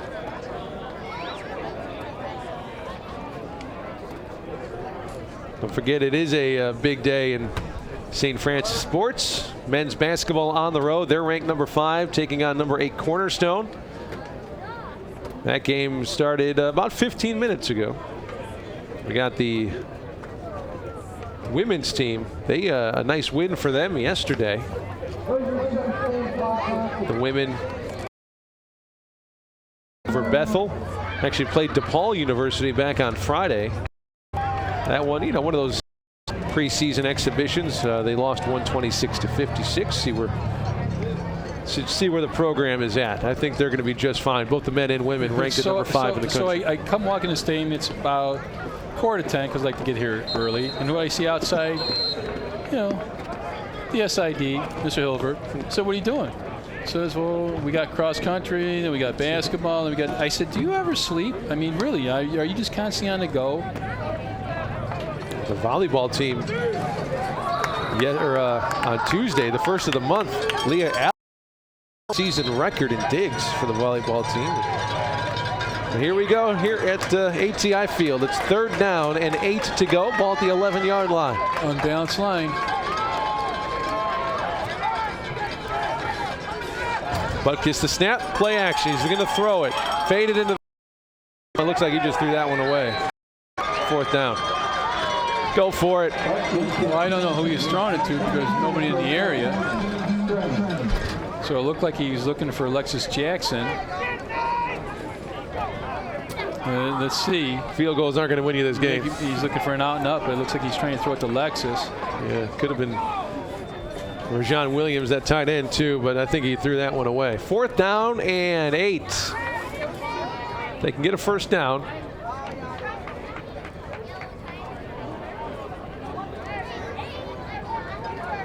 .30 seconds to go. 5 on the play clock. There's a timeout. They're going to have to call a timeout. They're not nearly ready. Timeout called by the Saints. You need a score. So this is the last home game. The last regular season game is coming up next week on the road down in Bourbonnais, taking on Olivet Nazarene. ONU out in Iowa today, taking on St. Ambrose. That'll be a fun one. I've never been down to ONU for a football game. Really? Yep. Well, all the improvements that the Bears have made there for training camp, that's kind of a nice little deal. Olivet Nazarene 3-6 this season. St. Francis again 4-5 overall. 1-3 in the conference. Marian 5-0 in the MSFA, 8-0 overall. 17-game winning streak. Well, I think that Marian's going to blitz him right now, so I wouldn't even ball fake it. I try to spray him out of the pocket and give him a run pass option. How good is this defense? Well, when they played St. Francis of Indiana, the number 2 team in the country, 5 interceptions against that team. 4 seconds to go in the half. Single coverage for Ruffin. They're going to fire it for Brandon. One-on-one in the corner. Off of his helmet. Incomplete. Well defended by Jerron Clark, the corner. Turnover on downs. That's the play. That's what I go to. That's a guy you go to. I don't know if that's a play you go to because that's such a small window for Donnie to put that ball in there. And look at Ruffin. He bails. Puts it right over his back shoulder. Trying to fight for it. High points. I don't know if that ball was tipped. No, Ruffin makes that play every single time. So right now, you see him pretty frustrated there on the bench. Very un-Brandon Ruffin-like, not making that play. But it was well covered on the outside. A kneel down here for Marian. The clock, for some reason, did not start right away. There it goes. And that will take us into halftime. No need to run another play. Story of the game, it's only 21-0. I think you're pretty fortunate after 4 turnovers, 2 interceptions, and 2 fumbles for the Saints to be trailing by only 3. We go into halftime 21-0 against the number 1 team in the country, your defending national champion Marian Knights. See what kind of adjustments the Saints make. Unfortunately, no halftime interview, so keep it right here. If you're listening on the radio side, we'll get some music. Halftime in just a few minutes here on the USF Sports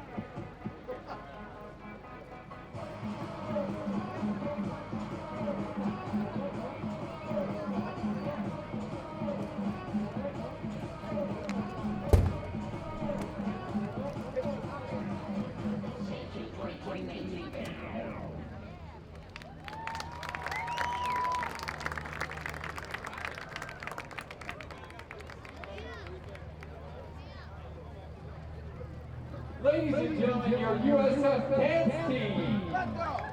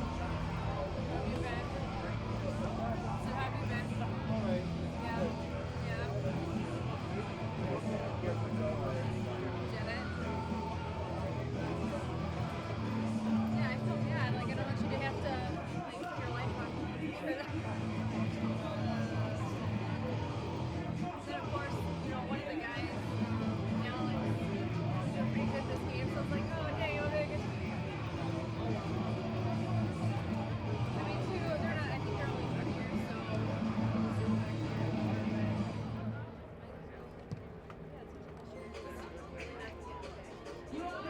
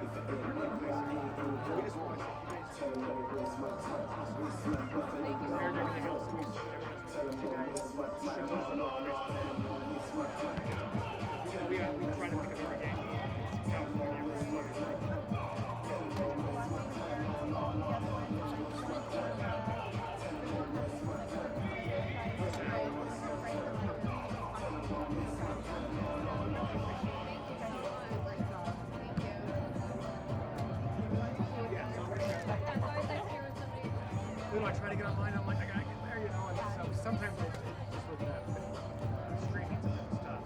Going over to the YouTube, it's a lot better than our service. It is actually better. And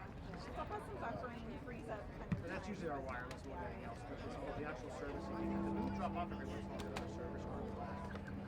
They would have issues with that.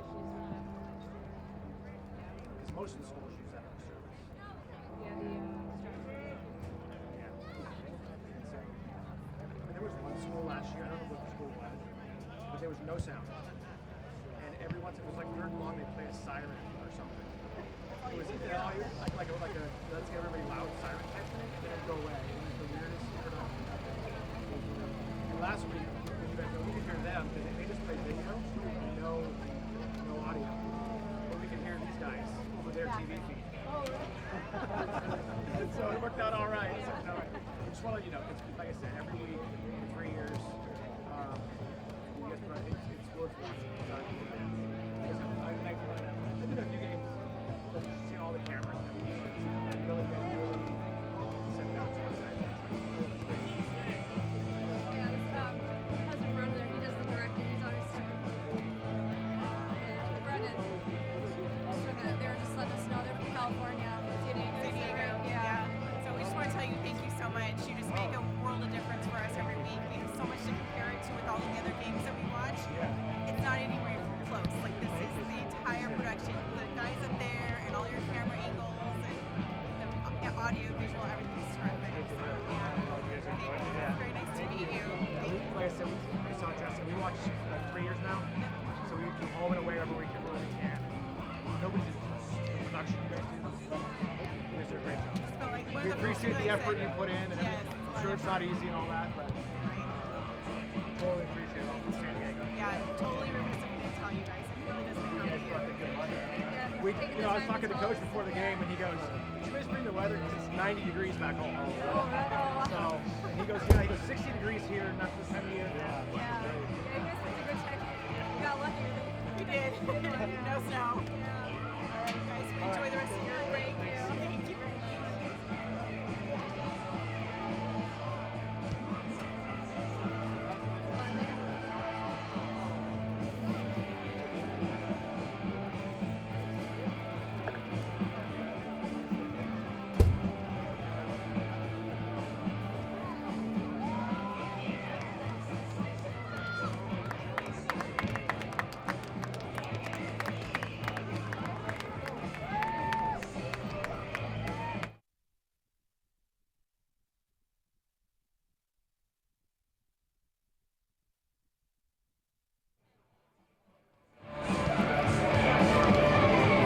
Halftime here in Joliet, ATI Field at Memorial Stadium, 21-0 Saints trail to the #1 team in the country, your defending national champion, the Marian Knights under fourth-year head coach Mark Henniger. And the numbers are not pretty. The big one is a number 4, Coach. That's because that's 4 turnovers for the Saints offense. 2 interceptions and 2 fumbles. Both of the starting running backs for St. Francis put the ball on the ground, Jordan Smith and Mike Johnson.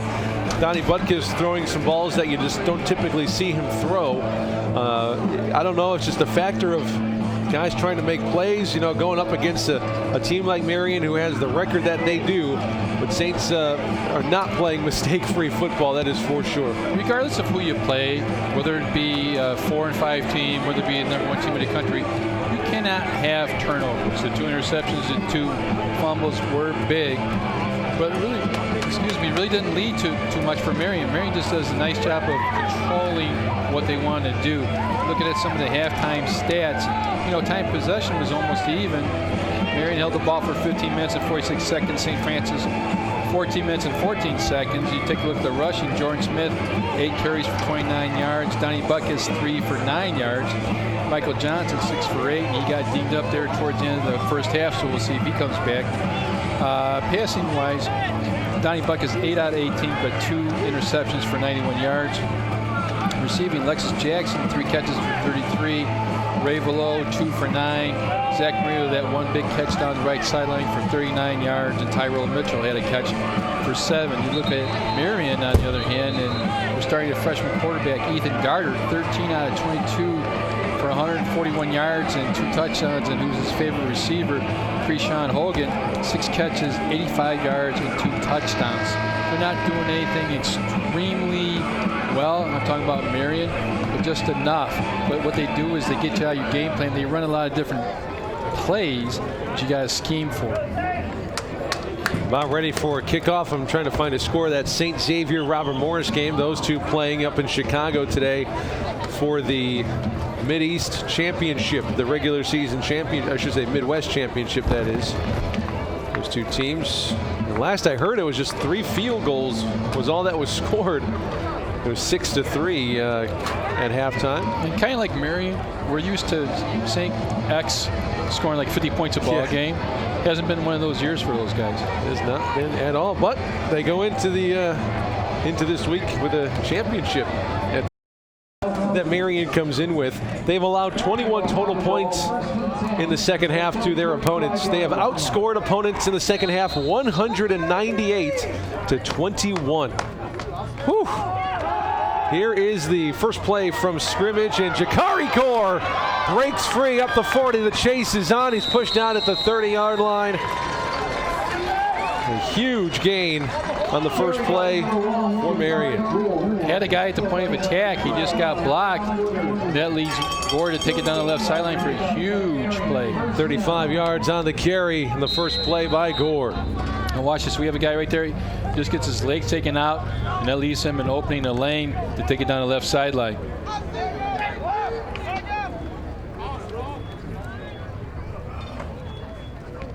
Darter to the snap on the shotgun play action, looking to throw, fires on a corner out. It is complete up to the 11-yard line. That one nearly 20 yards, and what a throw on that play. Little out cut route, Darter flash fake, takes the outside, actually throws the ball before the wide receiver makes his break, puts it right in the numbers. Trey White is the receiver on the play. Yeah, he turned and the ball was in the air. And if that wasn't in the perfect spot, he doesn't come up with it, but it was. Darter with a nice pass. Going to run another sweep to Gore. Hurdles over the line and into the end zone. They made it look way too easy. 57 seconds is all it takes for Marian to score the touchdown. And he wasn't touched, I don't believe. They just blocked that very, very well. A little inside handoff. Let's see if he gets touched. Hurdles the guy. Missed tackle there. Waltzes into the end zone. Extra point attempt pending.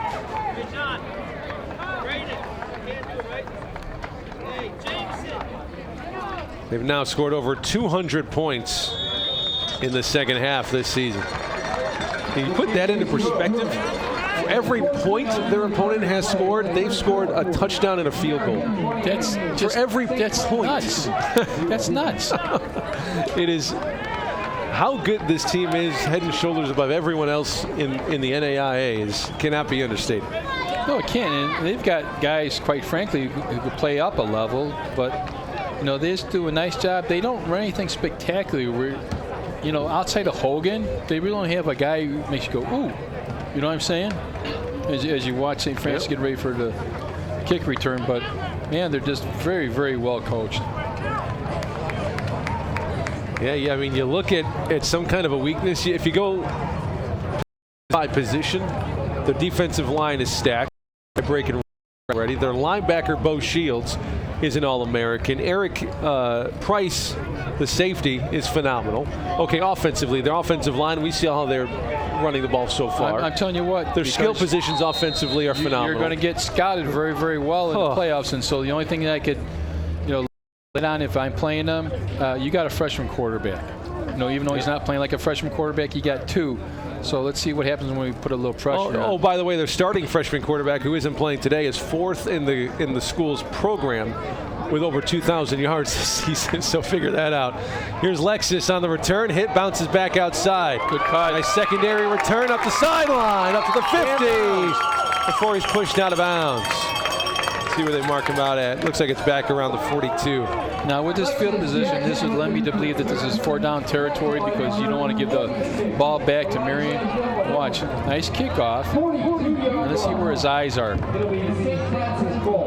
Takes it right there at the goal line, takes it up, it's a left return again, starts to go right, sees a little seam there, breaks 1 tackle, breaks 2 tackles, breaks 3 tackles, bounces down the left sideline. Gives St. Francis a nice starting position here in the first drive of the second half. Lexus is a slippery runner when he gets his hands on the football. Pushed out of bounds by Elijah Golombek on the special teams play. First down and 10 for the Saints, 13:52 to go here, third quarter. First possession for the Saints. Inside run, ball comes out, but he should have been down, I believe. Yep, they're going to put him down. Second down, gain of 2. Ball security is one thing that you have to have. Lamar Hooper, the running back now. Jordan Smith not in. Michael Johnson was dinged up in the first half. No word on his condition.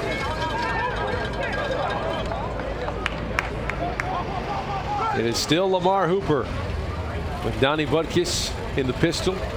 Lexus Jackson wide right, Brandon Ruffin slot right.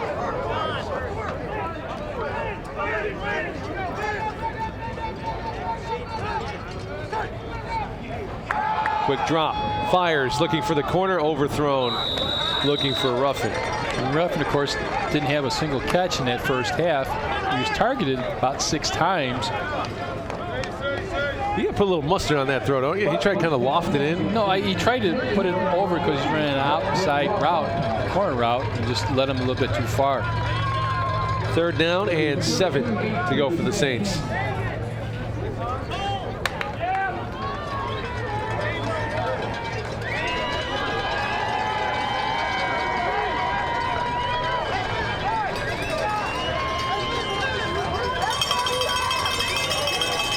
Five wide receivers now for USF. Drop back. Here comes the pressure. Down goes Butkus. He loses 6 on the quarterback sack. And that was Mike Anay, the defensive tackle, breaking through, the junior out of Indianapolis. And when they know he got a pass, it's very difficult to pass protect. See him come right up the middle. Donnie had nowhere to go. They only rushed 4. Luke Nelson on a punt for USF. Jakari Gore at the 21-yard line to return. Punt is a low one, but it's going to be to the left, and bounce will take that as it goes out of bounds inside the 20. Nice punt by Luke. And here comes Marian, who took it 70 yards on 3 plays in under a minute. That was quick. We had any chance to read the halftime stats. They come out and explode for points.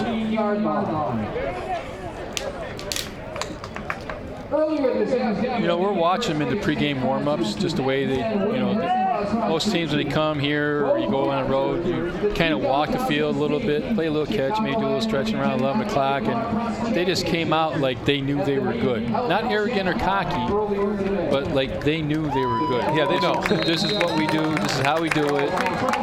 So they score 51 points a game. They only allow 11. That means they outscore their opponents on average by 40 points. Dropping back, rolling, firing right side. It is Krishawn Hogan with the reception of 13 yards and a first down. Now, usually you would think a freshman quarterback would throw that ball away, gets a little pressure, rolls to the right, nothing open. But when you got a target like Hogan, you can make this catch. Look at, usually as a freshman quarterback, hey, play breaks down, but my eyes are upfield. I'm just gonna drop it to my All-American, make him make the catch. Number 80, Krishawn Hogan. Been doing it for a long time for Marian, senior. Darter in the shotgun. He turns, play action, looking downfield. They're going to loft it up for Hogan, and it is complete. I thought it was going to be a pass interference, but he came up with it at the 27-yard line. Unbelievable. I don't think you can have two better cover guys out there. I mean, he was covered. He was covered. Look where our guys are right here. One right there. That's the only place he could have thrown that where Hogan could have caught it. Goes for 41 yards. Great job of coverage there by our guy. And I believe that puts him over 100 yards.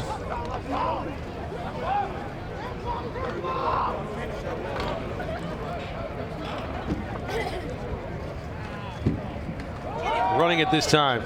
Woodard push out of bounds. That's going to be a loss of a yard. Nice pursuit on the play. Was that Calvin Brayboy? It was going down the line. Does a nice job of pursuit. Chases him down. Looking from the backside. Look where he comes from that defensive end position and forces the play, gets a tackle for a loss. That's a great hustle job.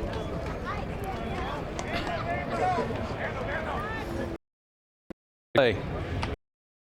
Kershawn Hogan, he can run the football. He's going to keep it here. He does have 7 touchdowns rushing the football in just 14 carries, and here he goes. Cuts it inside, brings it inside the 5. So pretty much every other carry for Kershawn Hogan goes for a touchdown. I wondered how they got him the. And I don't think if I'm Marian that I want my All-American wide receiver to be running wildcat formation, run the ball between tackles. You know what I'm saying? I know he's a big guy. I know he's a great athlete, but I don't know if I'm them.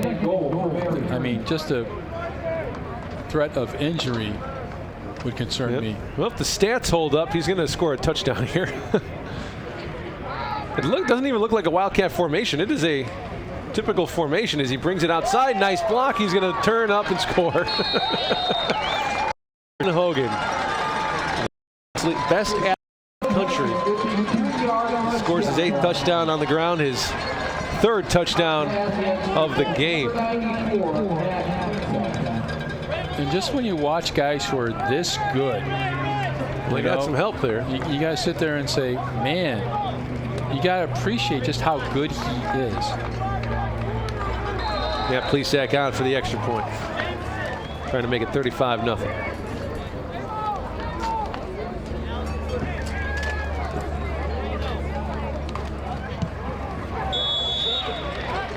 Kick's good. 35-zip. Marian leads at 380 total yards for Marian so far. 241 on the ground, 139 through the air. They would have to be a hard team to prepare for anyway. You know, regardless of the talent they've got, but because they do so many things in offense, they can beat you so many ways. Their defense doesn't do anything spectacular in terms of their scheme. They just play good, sound defense. If you're St. Francis, you're trailing 35-0 here with about 10 minutes left to go in the 3rd quarter. You sit there and you got to find something you can hang your hat on. You know what I'm saying? Something that's going to give you positive yards, and you're not going to sit there and go to your bag of tricks right now. You're going to play good, solid, sound base football and try to get something going.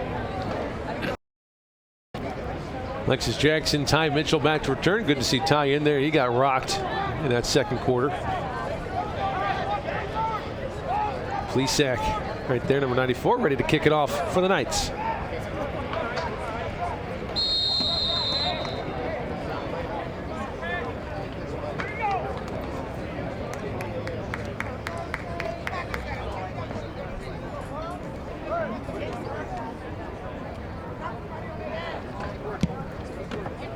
Kick will send Ty Mitchell about 3 yards into the end zone. He's going to take it out. Cuts it in the middle, taken down just shy of the 20. Nice return. First down for the Saints.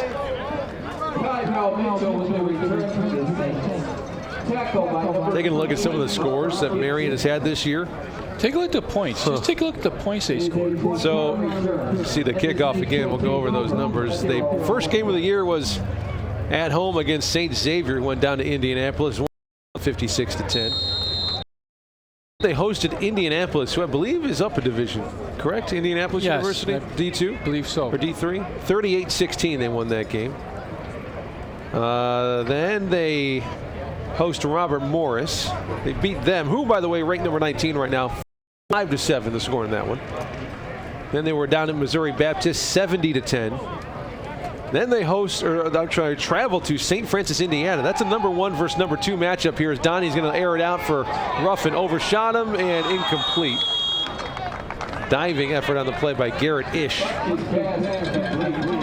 So battle of number 1 and number 2. That was a great game. They win that game 35-21. 14 points. They pick off St. Francis, Indiana 5 times in that game. And host Taylor University 48-14. They host Concordia, Michigan 55-13. That was last week. Averaging 50 points a game.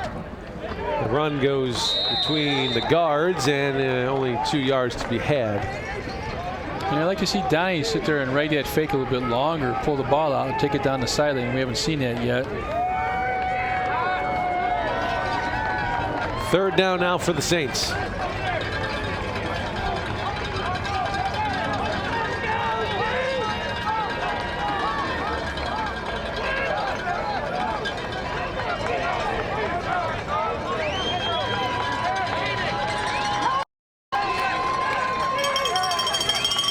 Blitz being shown by Bo Shields. He backs off. And we're going to have a false start on the Saints. Tyler James, the senior, jumping off sides, the right tackle. I should say jumping early for the false start. And the pre-snap penalties that are drive killers, you can't afford to have those. That's just a lack of concentration. Well, number 31, Bo Shields, is a human drive killer. Yeah.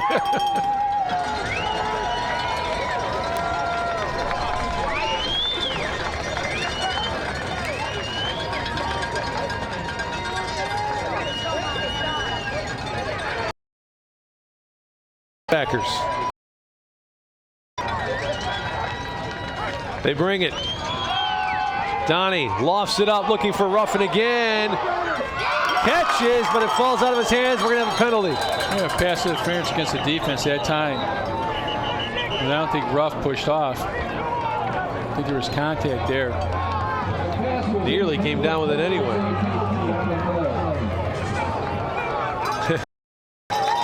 And thought he might have got an unsportsmanlike penalty there. Handed the ball off to the Marian cornerback. Easy there, Brandon. Did they mark him out of bounds? I thought he kept his foot in bounds. They're bringing the ball back here. Oh, man. Let's see on the replay here. Penalty, that's why. Penalty in the offensive backfield.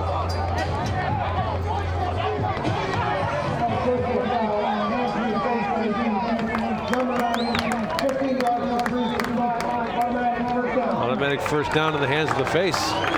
He had taken the play. I don't know if you get an option right there.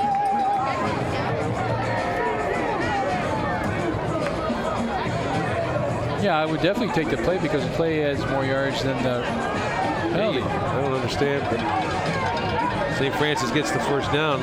We have seen things this year that I have never seen before. Is that what Coach Curry's yelling about? Yeah, I'm sure that's what he's squawking about. I would be too. 1st and 10 for USF at their own 45. Velo in motion, play action on the jet sweep. They check it down. Busting upfield past the 50. First down for the Saints, up to the 40-yard line of Marian. That one goes for 15 yards. We have a night down. Nice Lamar job by Johnny Buckus inviting the pressure to come in and just dump it off on a little swing pass. Lamar showing a blitz here. Watch this right now. They're coming. One guy comes on free down, just draws him inside, and all of a sudden, boom, dumps it off, gets a nice gainer. First catch of the season for Lamar, just a sophomore in because, well, I'm not sure what happened to Jordan Smith. Mike Johnson got dinged up in the first half. There's Lamar. Lamar Hooper out of Bolingbrook. He's in motion in the backfield. There's the snap to Donnie. You're going to loft it up again. This one's for Lexus. Has position, makes the catch. Touchdown. Oh, they're going to call flag. flag comes in. They're going to call him for being out of bounds and coming back in and being the first to touch. The side judge threw his hat, which means that somebody went out of bounds. That's what we're talking about now. See the side judge say, hey, my hat's off. That's what that usually means. And from where he caught it, I don't think he could have went out of bounds and come back in. An eligible man downfield? No, illegal touch. Okay. He went out of bounds and came back inside and was the first to touch that. But from where he caught this, he's at the top of the screen here. I don't know if he was forced out of bounds. And from where he caught this ball, It must have been. I don't know if they got the right guy. They couldn't tell on the replay. If he did go out of bounds, it must have been well before that point of the catch. But you know what? I'll tell you what. Saints not getting the calls here, but they're starting to make some plays. They are making plays, and they're making big plays. But again, I don't know if he was the one that went out of bounds. We need to get loud. What's quiet? Not sure what the delay here. Was there a timeout? I don't Yeah, think somebody so. call a timeout. Well, they're still showing 3 timeouts for each team on the scoreboard. No, they're resetting the play clock. Well, I don't get that call at all.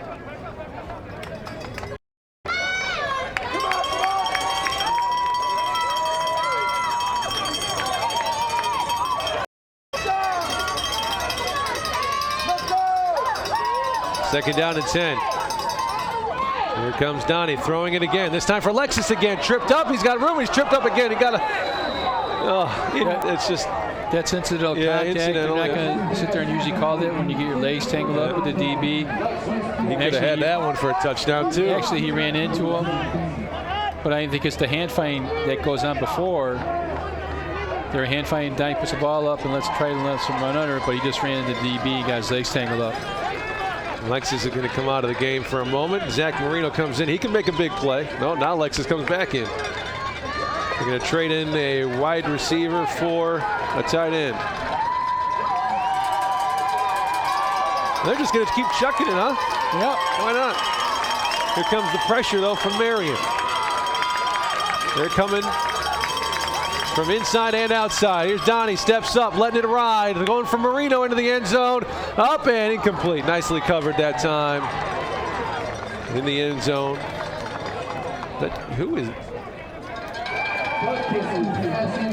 You know, you don't mind them going for big play every once in a while, but you can't make a living offensively and just throwing as far as you can and hoping your guy can out jump the wide receiver. I know you're down by a bazillion here, but you know, maybe you run a little deep dig-in route or a sprint out or something.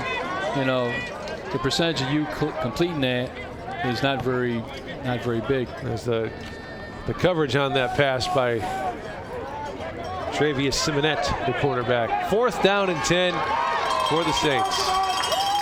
They're airing it out here in the 3rd. Here comes pressure again. Well blocked downfield again. They're looking for Ruffin.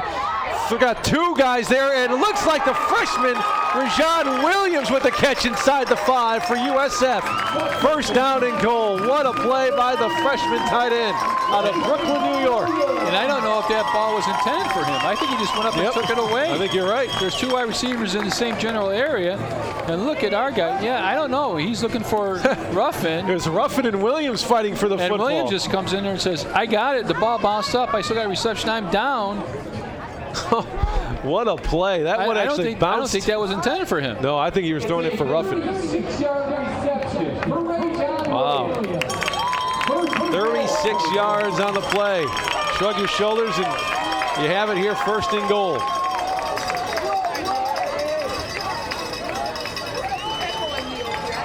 Ruffin will switch sides. There's a snap a little bit low. Handled by Donnie. Firing end zone, has his man, but he finds another man behind him. It's Ruffin. Touchdown. I don't know if he was looking for Ruffin or Velo, but Brandon gets the touchdown. I think he was looking for Velo on the inner half of that route, and Ruffin happened to be behind him. And that's twice in the last 2 pass plays that St. Francis had 2 receivers in the same general area. Look at this. Donnie's rolling out, Tuckett goes out again. And I think he's throwing it. Yep. I think he's throwing for below, and all of a sudden Ruffin's in the back. I think so too, but Ruffin comes down with it. His 10th touchdown of the year. Kick on the way. It's good. So far, the Saints are winning here in the world. I guess they're tied here in the second half. But it's now, 35-7. at least the question was 5:49, is it too early to start onside kicking? Yeah. Because if you don't convert your onside kick, you're going to give Marian the ball at midfield. And the way that their offense works, I mean, it could be 2 or 3 plays and they score because they have that kind of offense. There's Donnie Butkus, the junior QB out of Mount Carmel. Injured last week in the second quarter. Alex Alarcon came in, but Donnie coming back for their matchup against the #1 team in the country. It's surprising to me how he doesn't get hurt more often, the way he plays with his body.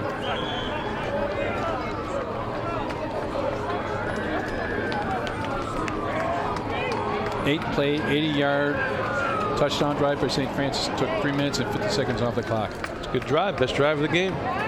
One of the better drives of the year, I guess, when it helps when you're just bombing it downfield. It's a nothing to lose drive right there. And I don't see an all-hands team on the kickoff return for Marian. You'd see Brandon Ruffin out there if it was an onside kick. Luke Nelson on to boot it away. I think Grayson Barnett would probably kick the onside too. And here's the big right leg of Luke Nelson. Didn't get all of that one as the return starts from the 7. Special teams tackle up to the 25. Nice job by Zach Marino. Wrap him up. What you got to do is you got to stop right here. A 3 and out, get the ball, get decent field position, score a touchdown before the end of this third quarter, and make it a 3-score game. That's your goal right now. Watch his special teams tackle. Fights out the block, just clips him around the legs. Nice job.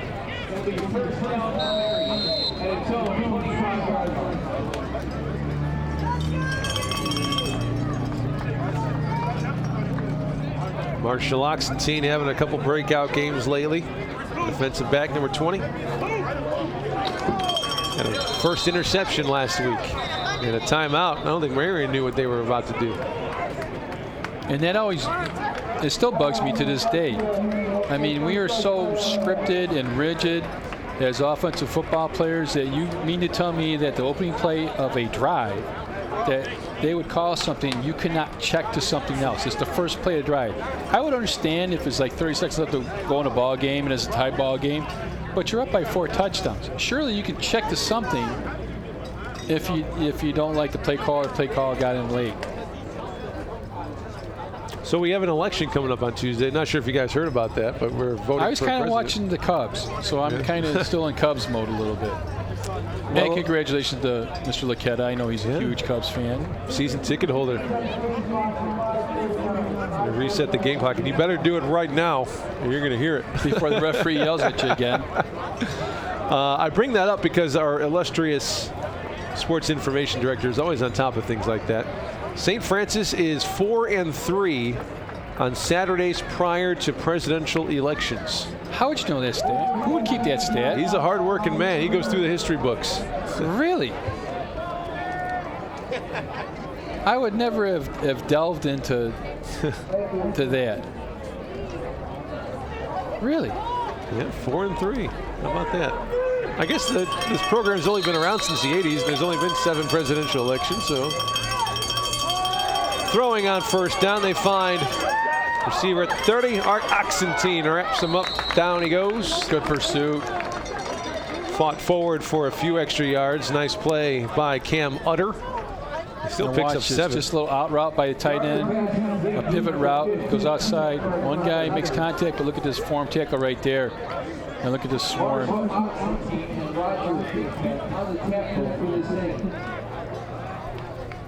2nd and 3. They go to Gore. Sweeping outside. He'll turn it upfield. Pick up a first down for the Knights up to the 41. Picks up 9 on the carry. He does a great job of setting up his blocks. Usually running backs, when they get a wide offensive play, an offensive run, they sit there and they out-sprint their blockers, but he chops his feet, stays under control, looks for a lane to cut up, and then fouls his blocks. First down at the 41-yard line. Under 5 minutes to go here in the third.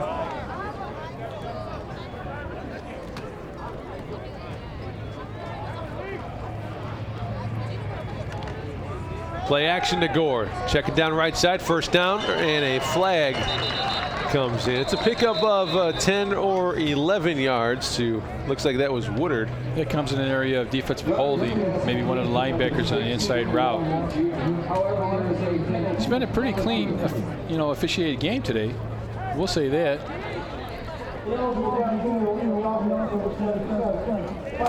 They go with the ineligible man downfield. Second time that Marian has been called for that penalty.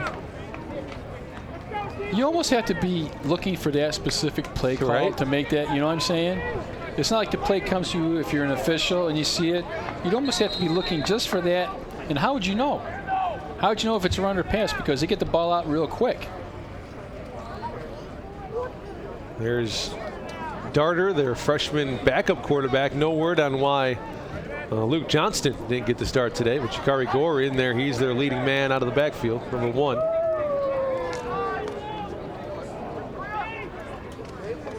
Play action. Darter to the throw. Looking downfield, wide open behind the line. Caught this. At halftime break, and then we had a couple parents stop by our booth here as we're eating our little sandwich, and it was Nick Gilliam's parents. And they're from San Diego, California.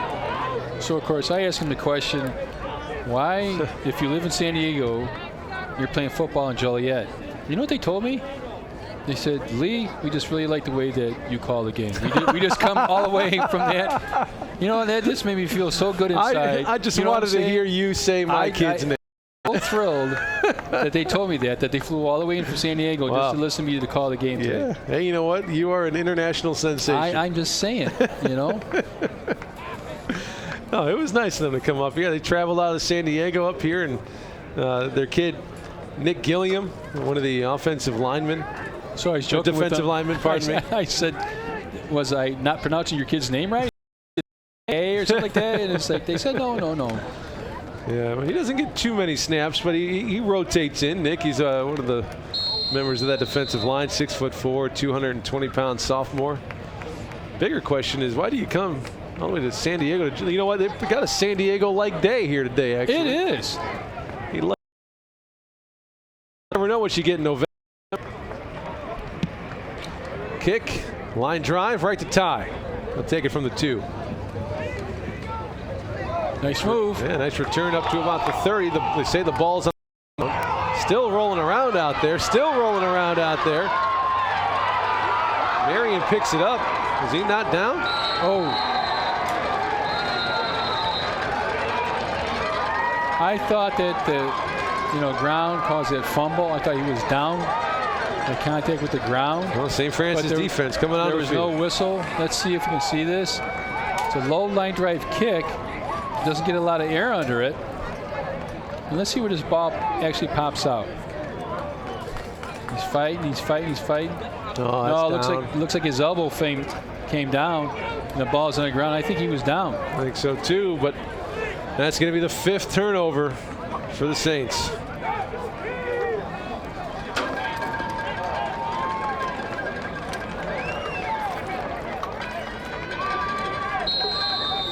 Darter in the shotgun.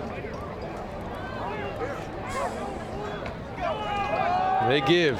Wrapped nice up, play. Down he goes behind the line. Making the play, the senior Tim Smith. 12th tackle behind the line of scrimmage for Tim. You run that play and you script that play because you don't think the defensive end has got the speed to run down from the backside. But that's just a nice job getting a pursuit angle for Timmy Smith and running that play down from behind.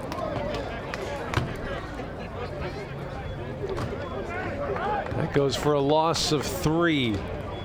Darter again the gun. Nice crowd making their way up from Indianapolis today. Right across the way.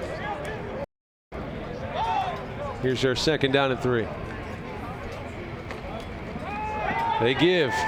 Right up the gut goes Woodard, up to the 15-yard line and a first down. Goes for 18 yards. Second level without getting touched. Here they are, the Night Faithful, making their way up from Indy. They've seen this song and dance before, haven't they? A little bit. 42-7. There's Darter, the quarterback. You had a lot of nice things to say about that young man, having coached him in high school. Yeah, I'll give you another Darter story here if they score another touchdown here. Well, you're going to leave us in suspense.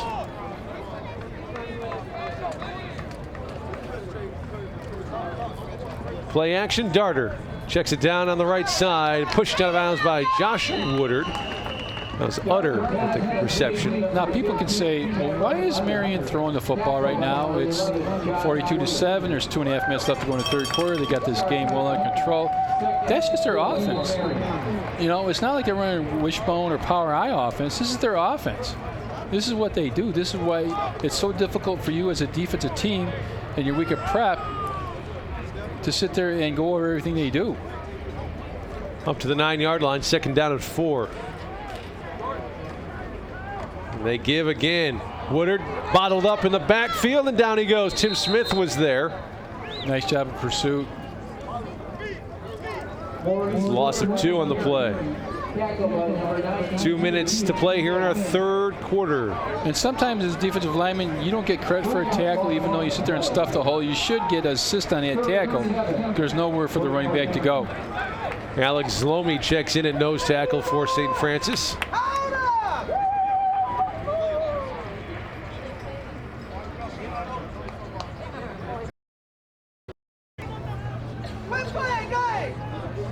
Seven on the play clock.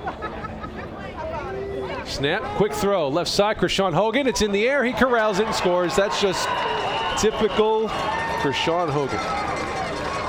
Thought it would have been picked off for a second as he tipped it in the air, but he... Just how good an athlete he is. Just his hand-eye coordination. Look at this, Dart puts it right on him, but look at that. Just goes up, tips it, catches it. He does remind you of Larry Fitzgerald a little bit, doesn't he? Not only the way he looks, but the way he catches the ball. Yeah, just the way he acts too. He's very nonchalant. I shouldn't say nonchalant, but very businesslike in his approach.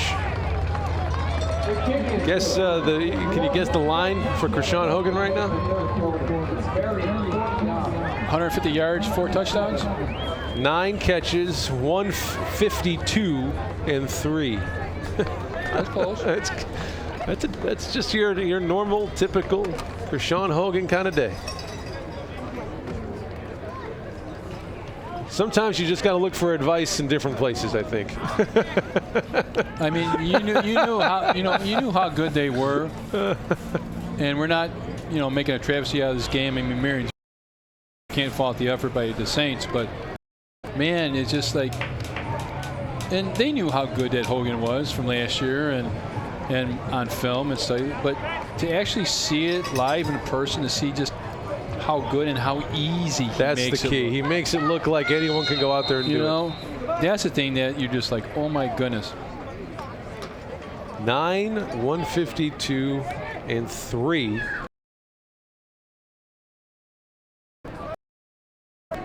He's a Player of the Year candidate, by the way. Kick goes well over the head of Lexus Jackson. Touchback out to the 25 they come. 1:27 to go here in the third. So we'll check in on some of the other games around the area, specifically keeping an eye on that St. Xavier Robert Morris game for the conference championship, the regular season conference championship. When you think of Robert Morris, you don't think football powerhouse, do you? You do now. That name doesn't come to mind when you think about the top 10 teams or conference champs, but season they're having.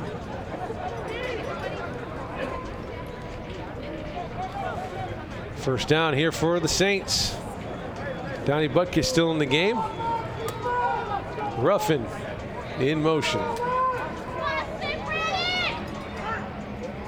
Snap with an empty backfield. 3-man rush from Marian. Throws, Ruffin missed it. Again, you just don't see Brandon Ruffin dropping this many footballs. That pass was a little low. He tried to curl into his body, hit off his shoulder pads, and bounced away. Donnie puts it in the only place that Ruff can catch it, but as he goes down, hits him in the back arm, bounces away. Jordan Smith trots back onto the field. Haven't seen him in a while.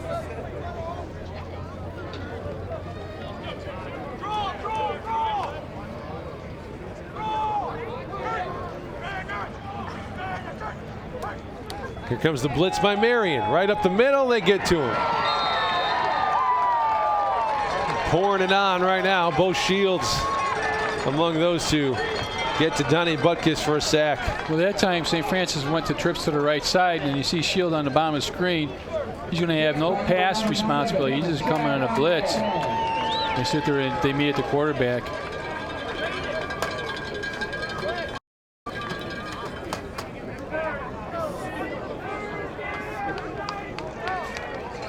End of the third quarter, Chicago. It's 17-13, Robert Morris. My goodness. Over St. Xavier. Third down and a mile. Here's Donnie. Here comes the pressure. They're going to check it down, and it's incomplete. Fourth down.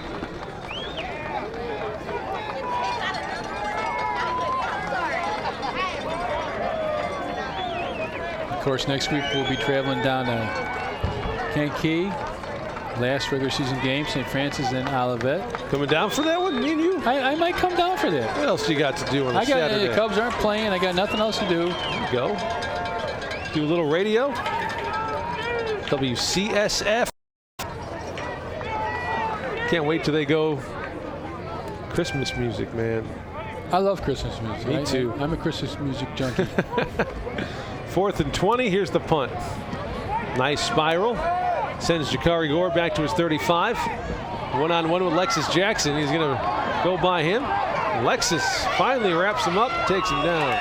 I think he ran 55 yards to get a 1-yard return. Yeah, right. He did side to side. Nice job by Lexus on the coverage. And out comes the most potent offense in the country. Look at, okay, let's go 5 yards here, 5 yards couple back. whiffs Then we'll go 10 yards play. here, and then we'll go 5 yards the other way for a 1-yard It was gain. a nice try that time by Travius Simonette with the block.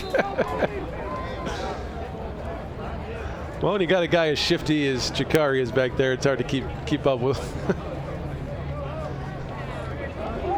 Under 20 seconds to go here in the third quarter. 49-7. Oof. They haven't even reached their average yet. They go to Gibson on the ground again. Cuts it up the sideline, and it is a race, and he goes out of bounds at the 39-yard line. Now, a lot of times being a premier All-American wide receiver, you would think that those guys would not want to block in a 49-7 football game with 11 seconds left to go in the third quarter. But watch on the top of your screen, boys and girls, look at who's blocking. It's number 80 putting a block down there so his teammate can get another 10 yards. And the play goes for 20 yards. And that's going to be the final play of the third quarter.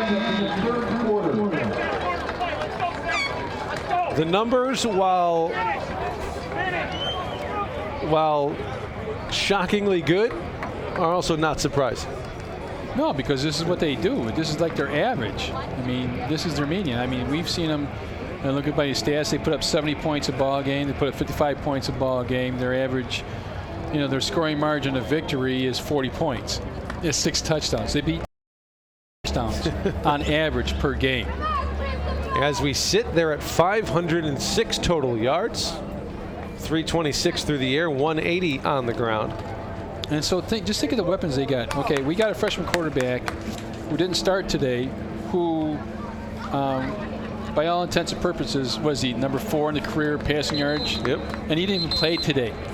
And we've got another starting quarterback who look at it. Oh, all he's done is 21 out of 31, 326 yards, and 4 touchdowns. I mean, you're spoiled by choice if you're Marian.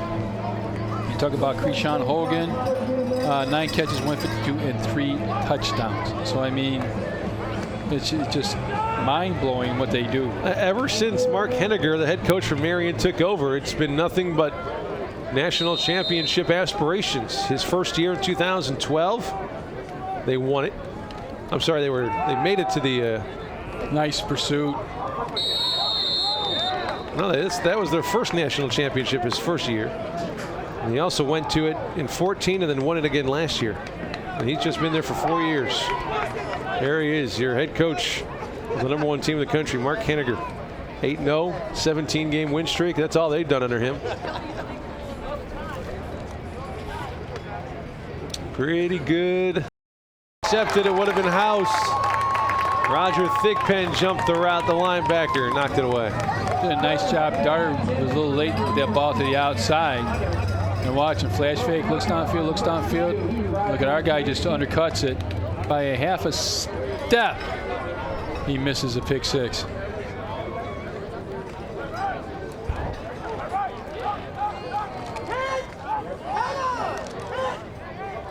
Blitz being shown by St. Francis up the middle. That's Antonio Jamison, the linebacker, number 31, who backs off.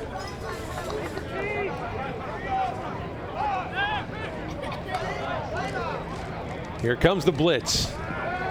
They don't even get close to him. Fires down the middle. It is complete. Utter with the catch, breaks a tackle.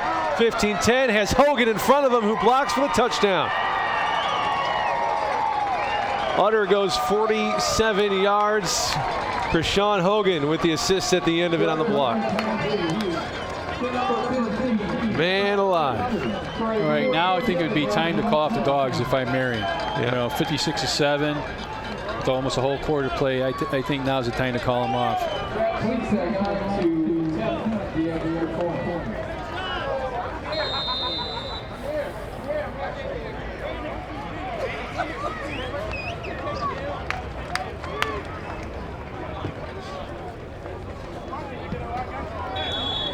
Kick is good. It is 56-7. They're about at their average. Yeah, I mean, how do you not be impressed with this football program, this football team? And the thing, they're not showy, they're not flashy, they're not arrogant. They don't rub it in your face when they do it. They're just, you know, that much better than you. You know, they came into the ball game averaging about 52 points a ball game. They got 56 today. So I'm just like, Yeah. You almost got to be in awe a little bit. They do it quietly. That you know what I'm is saying? so true. Nobody, there's no flashy. Nobody celebrates after a touchdown. It's just very business-like. They go in, they kick somebody's butt, and they leave. I remember when we played Central State back in the day, and they were coming off a championship or something like that, and they were just unbelievably gifted talent-wise. And they beat us something like 63-0, 63-6, whatever that was. But every play, you thought it was, you know, the last play of the Super Bowl. That's how flashy and showy they were. Marian, first class all the way. Yep. So Darter's over 378 yards and 5 touchdowns. Taught him everything he knows. Did you? You take a little credit for it. Why not? Krishawn Hogan leads the way, 9-152-3. Cam Utter, 685-1. Trey Weiss got 396-1. Here's a return from Lexus. He ran into his own man and dumped down 17.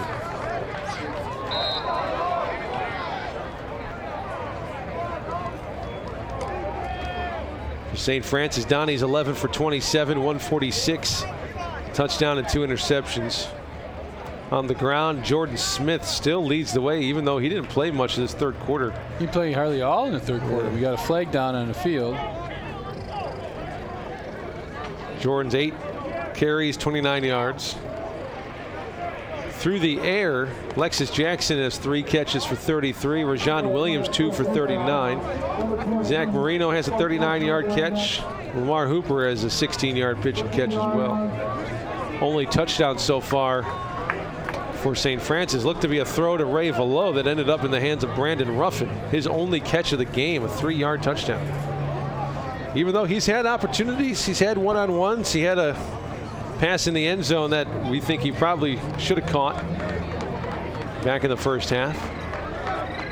And here's something, you take a look at through 3 quarters, Marian has run 59 offensive plays for 506 yards. That's an average of 9 yards a play. Almost a first down every play. Bottled up.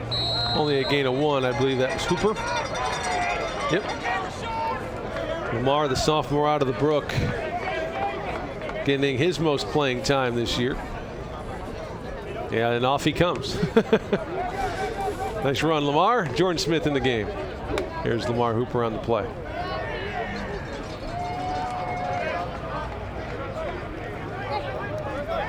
Looks like that flag was a personal foul on Marian.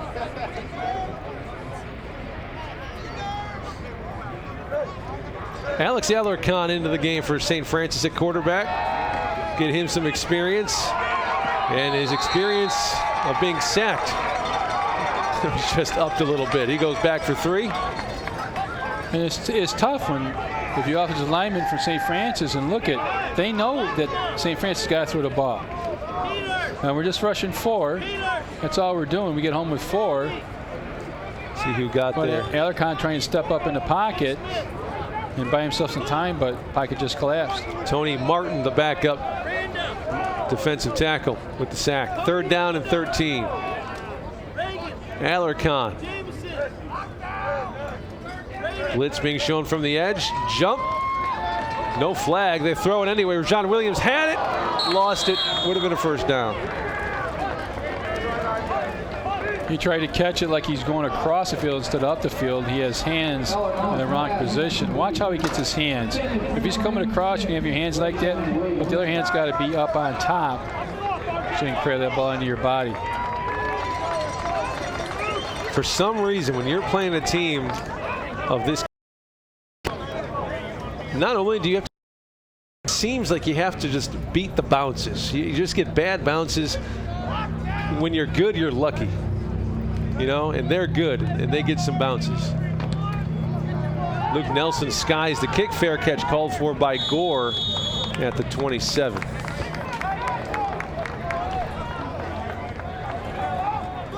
Here comes the offense. Let's see if they change some things up. Oh, you would think being up by 49 points with 12 minutes left to go in a ball game, they would change it up a little bit.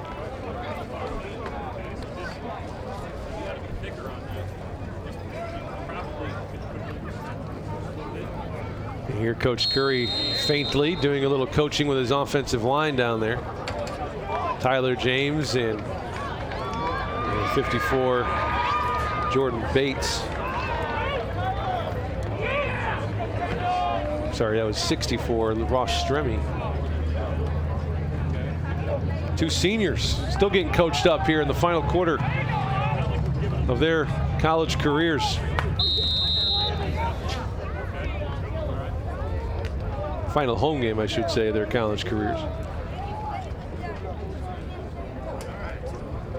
It looks like Marian has changed quarterback, so we didn't get any pregame word on whether Johnson was out, but it looks like we got Austin Reagan in, who's a freshman from Evansville. He's in there playing quarterback right now.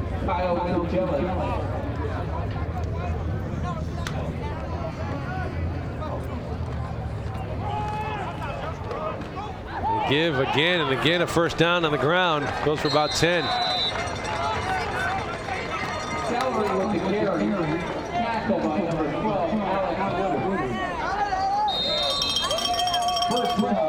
Austin Reagan, the freshman from Evansville, Indiana, 6'4", 205. First action of the season. Well, first, he hasn't thrown a pass or rushed it any.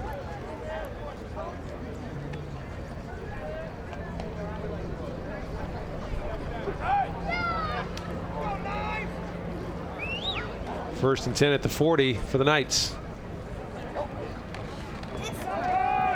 Hand it off again. Again, it's a 5-yard pickup on the play. Nice effort. Clock's going to stop here. Take another injury timeout. Is that 24 on the carry? Charles Salary? Can't really tell. Charles Salary. And what number is he? 24. And he is out of LaPorte High School, correct? Yep. Charles Salary was the man when he was in high school. He was a stud, playing for the Slicers out of LaPorte. and he would carry that rock probably 30 times a ball game and not get tired. Remember watching him play on Friday nights over there in Northwest Indiana. Yeah, he's pretty good too. This year, 48 carries, 460 yards, and 4 touchdowns. And I would guess it'd be only a matter of time where he becomes the feature back for the Knights of Marian. So he's third on the depth chart. With that line, 48, 460, and 4, he would be the Saints' leading rusher. Yeah.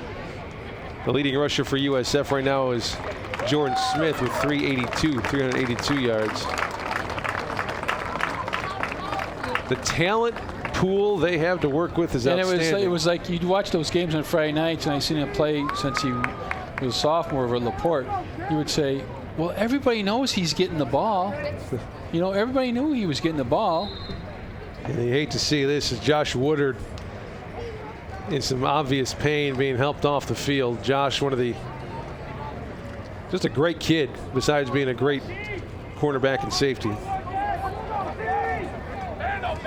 He's a lot of fun to watch. He's a big play kind of guy, and with him off the field, this defense changes. 2nd and 5. Salary again. Shoulder down, picks up 5 and a first.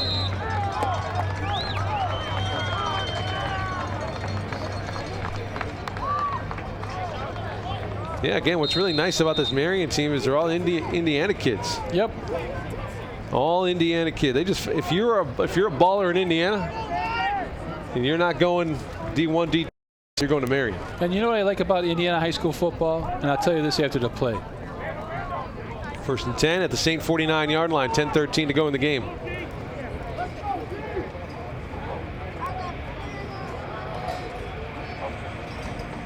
We're going to give it to Salary. Cuts it upfield, 1st down and a lot more. He looks like he might take it to the house. He does. Touchdown. Charles Salary, 5th touchdown of the year. Told you he was a stud. He's a stud. Saw that many Friday nights. The thing I like about Indiana football is the way they do their lower levels.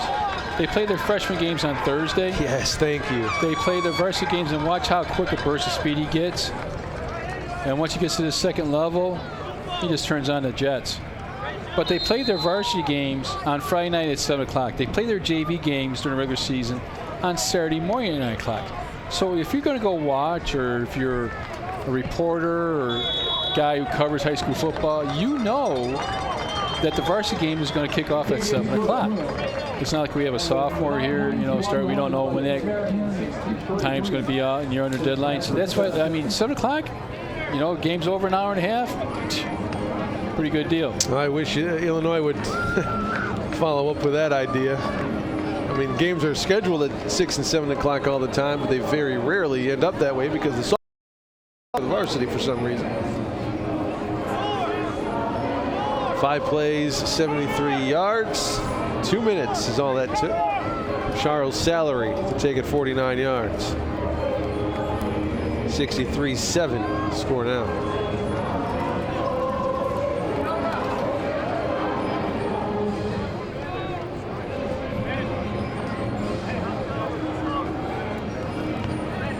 It's almost like this national championship is written already. Well, who's gonna play with these guys? On a different level, do you think it's like Alabama on a D1 level? They're good every year, and everybody knows they're good every year. Or take kind of a fluky play or a fluky series or two to beat them. High end over end kickoff. Ty Mitchell runs up to the 12. Take 20-yard return for St. Francis. Alex Alarcon and company coming in.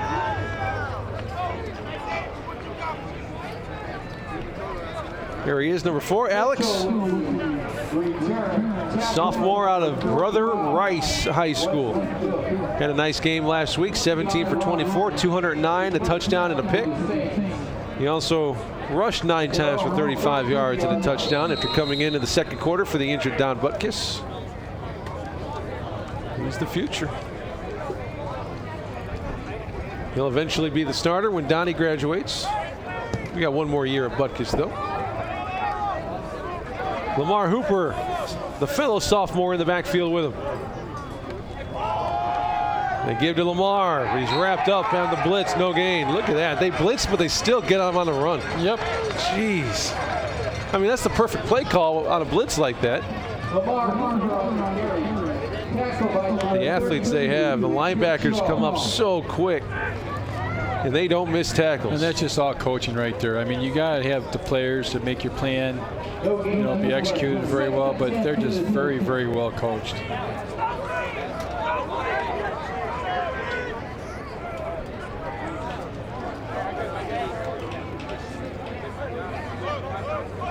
Pete Rufo, the sophomore in the game as well. He's one of the wide receivers. This goes to Hooper again, though, up to the 35. There's a flag on the play.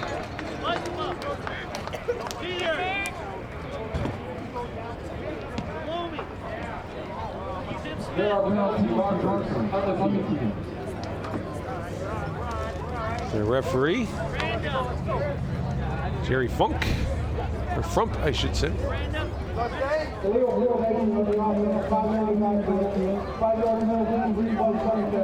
Going legal formation. So get me right. When the playoff brackets come out in 2 weeks, then they ask you if you want to host them. I assume Marian would want to host a playoff game. That's how they worked that, correct? I think so.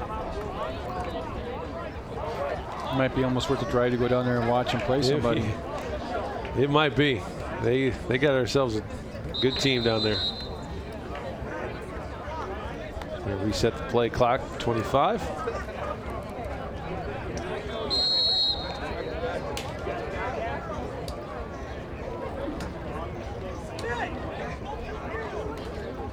We're going to have to start a class here at the University of St. Francis of time clock operator.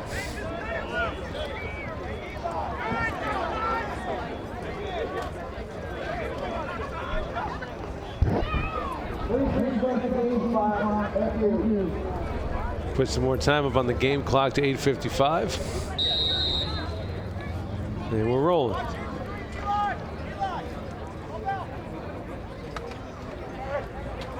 Alarcon on the snap, the turn they give. Hooper sneaks through the line, picks up a first down for the Saints. Up to the 45-yard line. 18 yards on the scamper for Lamar.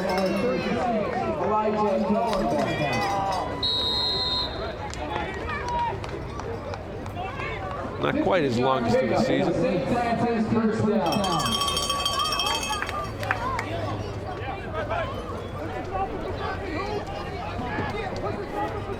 First and 10 for St. Francis at their own 45-yard line. Throwing, batted down at the line, incomplete. The ball was tipped at the line by number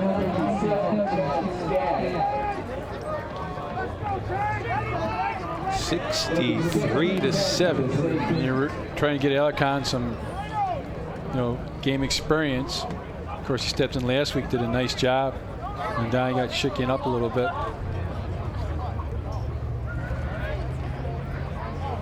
See if we can get the senior Pete Rufo a catch here on senior night. Going to keep with the run this time. It's Hooper again on second down, picks up 3.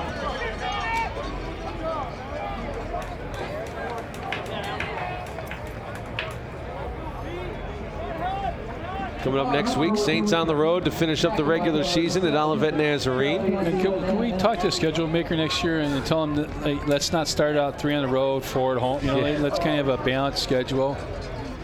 I didn't mind that. I liked a nice month here at home, not having to worry about driving. For Olivet Nazarene, their final game is on the road. They're up in Siena Heights. Alarcon to throw. No room. He rushes over to the right side, fakes. Doesn't fake anybody out. No gain on that play, 4th down.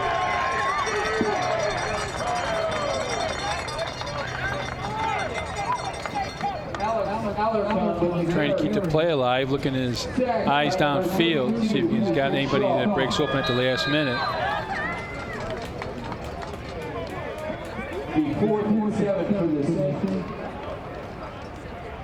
Clock ticking here on 4th down.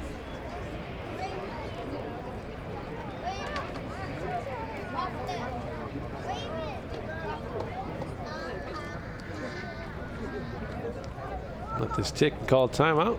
That's what they're going to do. Timeout called by St. Francis with 7:01 to go.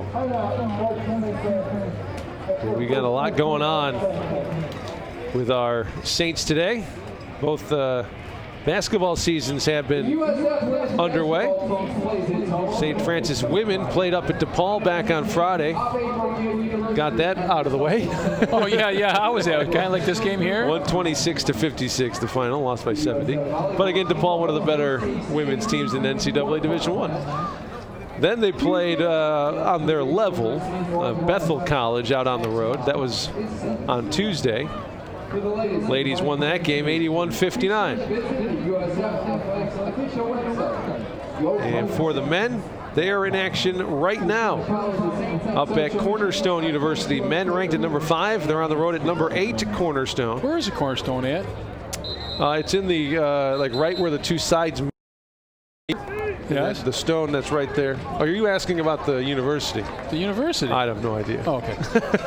I have zero idea where it is. It's a good game right now, though. Cornerstone up 83-79. They're in the second overtime. That's the exciting game right now. Second overtime with the men. Number 8, number 5. Keep our eye on that one here. Maybe one Saints team can get a win today. 7:01 to go here in this one. Alarcon out of the timeout here on 4th down and 6. Play action, pressure on, steps up, firing, looking long for Ruffin, has him open, makes the catch. Brandon Ruffin with a big play inside the 20. Where's that been all day? Brandon Ruffin. The concentration level, just to know that you're going to get hit, know that it's a 4th down play. And look at how he looks his ball in and catches it at the highest point. Know he's going to get hit. Keep his feet in bounds. Big play, St. Francis.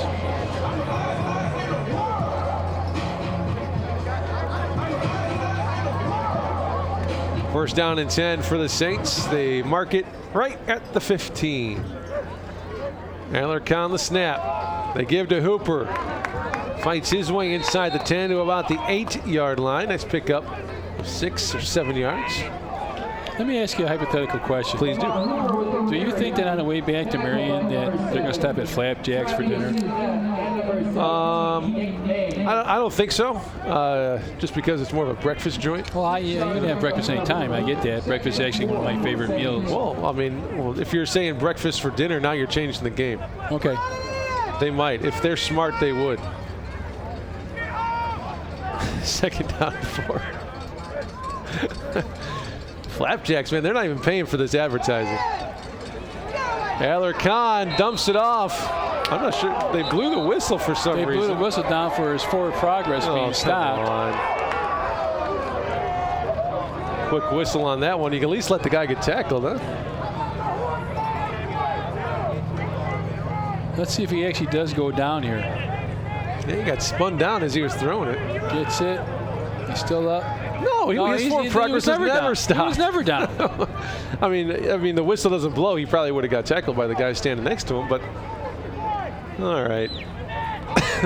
Pardon me, that's Rajon Williams. Had a nice catch near the goal line earlier this game. He's kind of a coming out kind of year for him.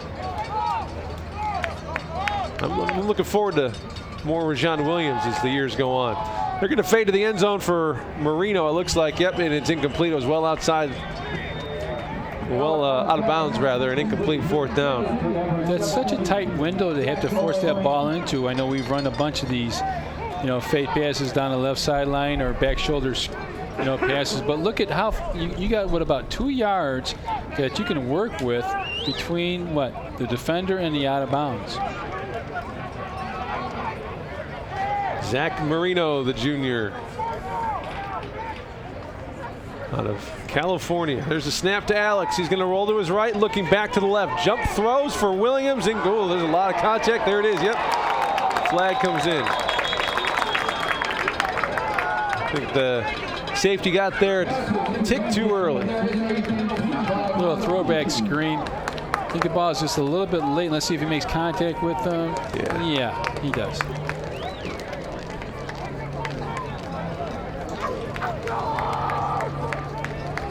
At the 14-yard line, so be a half a distance, correct?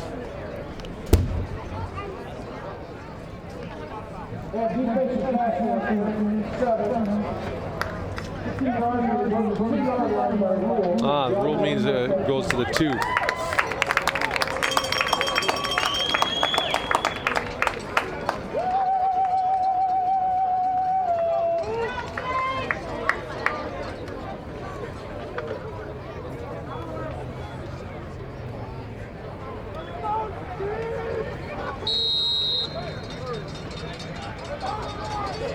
Cornerstone is in Grand Rapids, Michigan, by the way. Thank you. You're welcome. Hand off to Hooper. Into the end zone goes Lamar. First touchdown of the air for Lamar Hooper.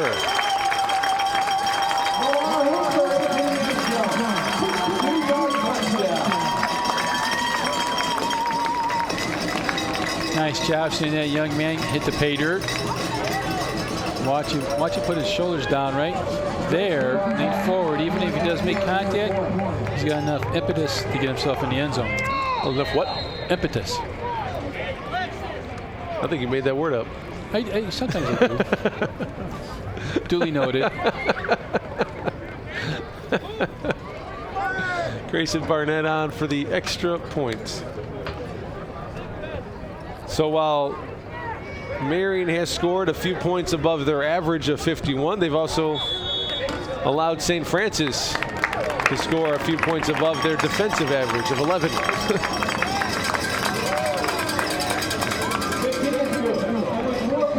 Under 5 to play. That drive goes 10 plays, 68 yards, just over 4 minutes.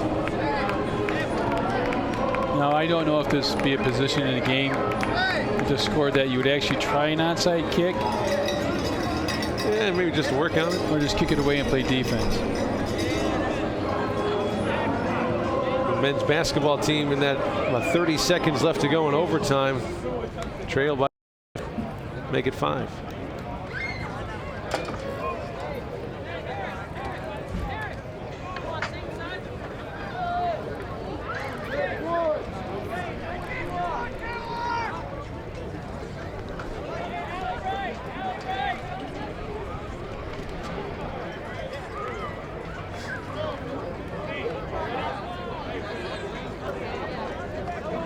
Certainly cannot complain about the weather today. No. It's been for November 5th.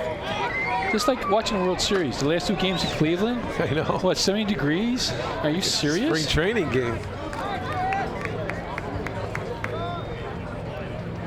How about that parade yesterday? Oh my goodness. There's no way in heck that I would have went down there. Are you serious? It would have been 5 golf. million people, the estimation.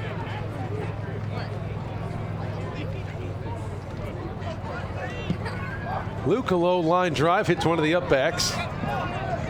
They're just going to jump on it at the 15-yard line eventually. And you can tell he's not used to carrying the ball. Even though he's got 20 on, that young man right now, he's going to fall on it. Nothing stupid. That would be Tristan McClone, the junior running back out of Claypool, Indiana. I don't know where Claypool's at. Beautiful Claypool, Indiana.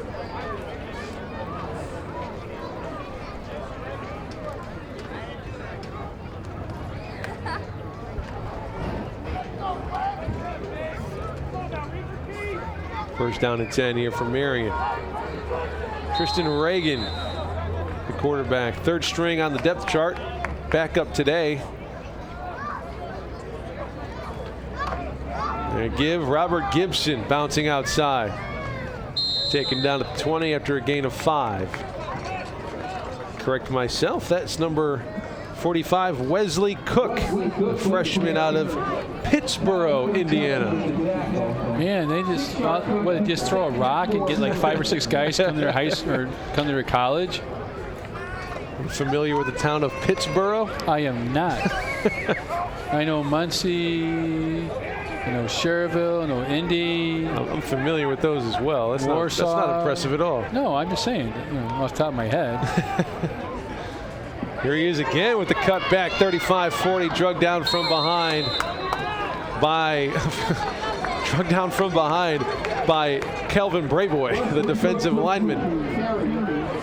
Man, they're going to be missed, aren't they? Yep. Those three guys. I don't know how you're going to make that up. I mean, those guys have been stalwarts on the defensive line, especially Brayboy and Timmy Smith.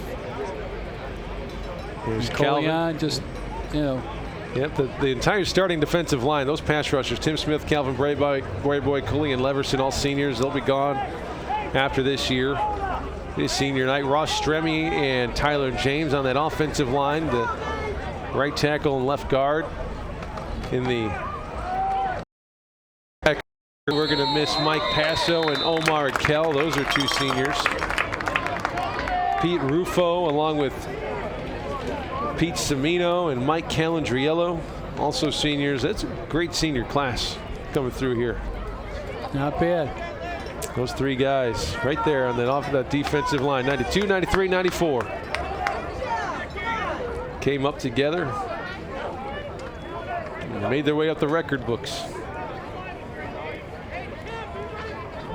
3 minutes to go. Reagan's going to drop back to the shotgun. Here comes the blitz. Omar Kell in the backfield, flushes them out right. Here comes the flag. That's going to be a hold.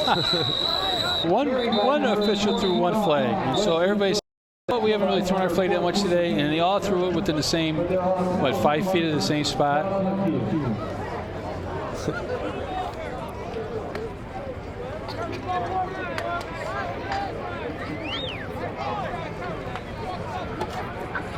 Some names that we've come to get used to around here that are sticking around after this year. Of course, Donnie Butkish, the junior quarterback, will be back, along with his backup Alex Alarcon, just a sophomore. Running backs.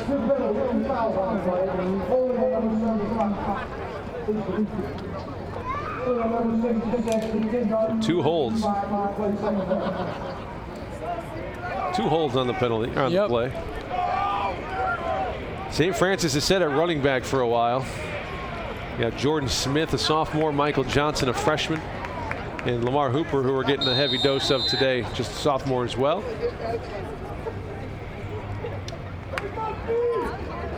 Defensively, Josh Woodard will be back. He is out of the game with an apparent knee injury. He's off with some ice on crutches. Hopefully that's just precautionary.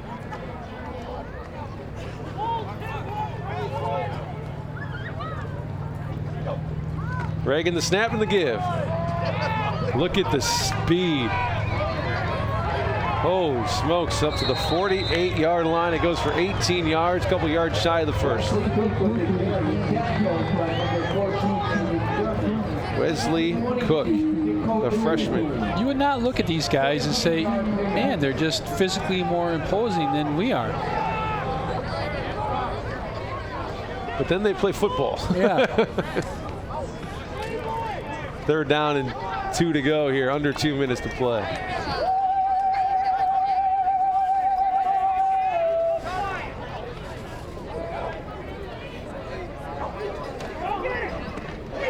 Tim Smith tracks him down from behind.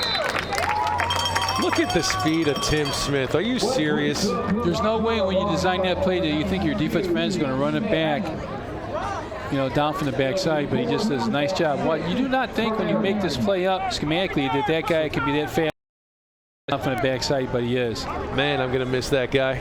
Number 92, Tim Smith, the senior, out of Oregon, Illinois.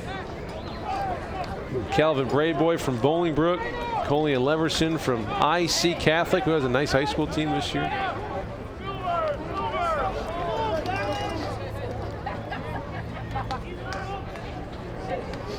Good snap here on the punt. Oh, I think it touched him. Luckily, Lexus Jackson was there and stepped out of bounds.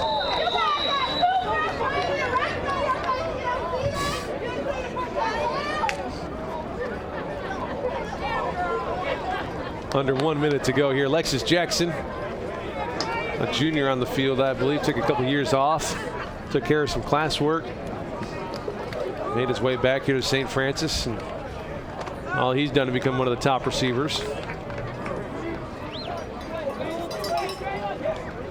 And really, the defense outside of that defensive line is pretty much set. Pretty much intact. A lot of guys coming back with experience, so you like that. Should get Arthur King back. Dante Cobb's going to be gone. He's a senior as well. But Josh Woodard will be back. Alex Woodard will be back. Nice run on that play. Roger Thigpen, who's had a nice freshman year. Kevin Walsh at linebacker will be back.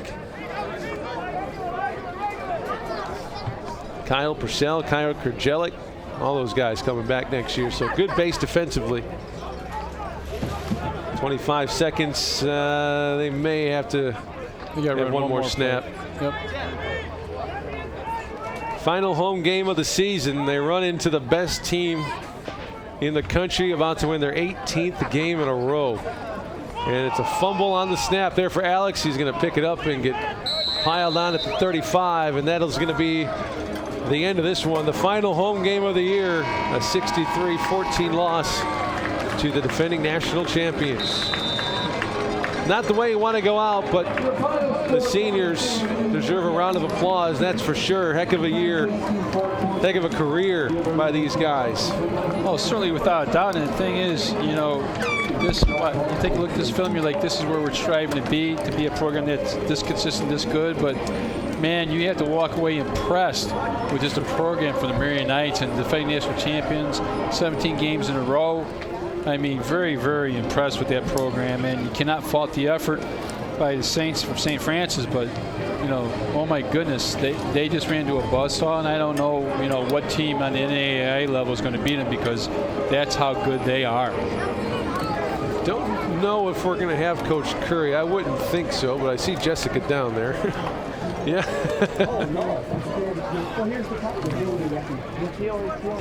I'm not sure exactly what he'll have to say, but we're going to give it a shot, see if he is. Yeah, maybe we can talk to one of the seniors as well. I know they're coming off a pretty tough one here, 63-14. Talk here post-game, I wouldn't imagine so. But it is still the last home game. It's senior night, and lose this game, they should be praised. We'll get some of the final numbers coming up here as well.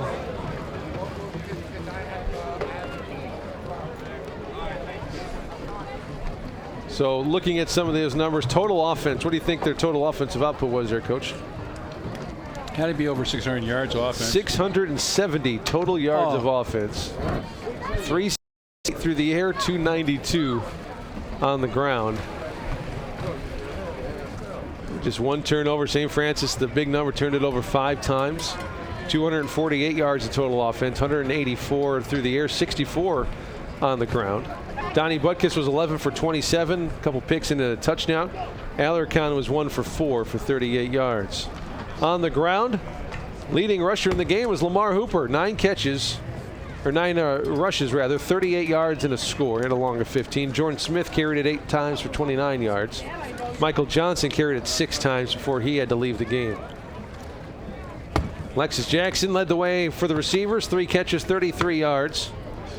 Brandon Ruffin had 2 catches for 41 yards and a touchdown. Rajon Williams, the freshman tight end, 39 yards on 2 catches. And Lamar Hooper actually had a catch for 16 as well. For Marian, Ethan Darter, 34 for 378, 5 scores and a pick. Jakari Gore, 9 rushes, 83 yards a score. Charles Salary, 5 carries for 73 yards and a score. Robert Gibson, 10 carries, 69 yards and a score. Krishawn Hogan had 2 carries for 8 yards and a score. Krishawn Hogan also 9 catches for 152 and 3. Cameron Utter, 6 catches, 85 yards and a touchdown. Trey White, 3 catches, 96 yards and a touchdown. Very impressive indeed. And now if you're St. Francis, you can't sit there and, you know, get your head down. You got one more game left to play against Olivet, and that's always almost like a rivalry game. So you got to sit there and get yourself ready for that. And hopefully we didn't come out too banged up from this game today, but you know, that's what I'd be concentrating on, you know, getting right my sets, you know, sight set on Olivet Nazarene and trying to put forth the best effort, and knowing that if I'm a senior, that's my last college football game I'm ever going to play, and knowing if I'm a guy who's got some time left, that, you know, hey, let's try to build on something, get us a stepping stone to start next year. Of course, Robert Morris and St. Xavier playing for the conference championship up in Chicago. See if we can get a final score up there as we're waiting for Coach.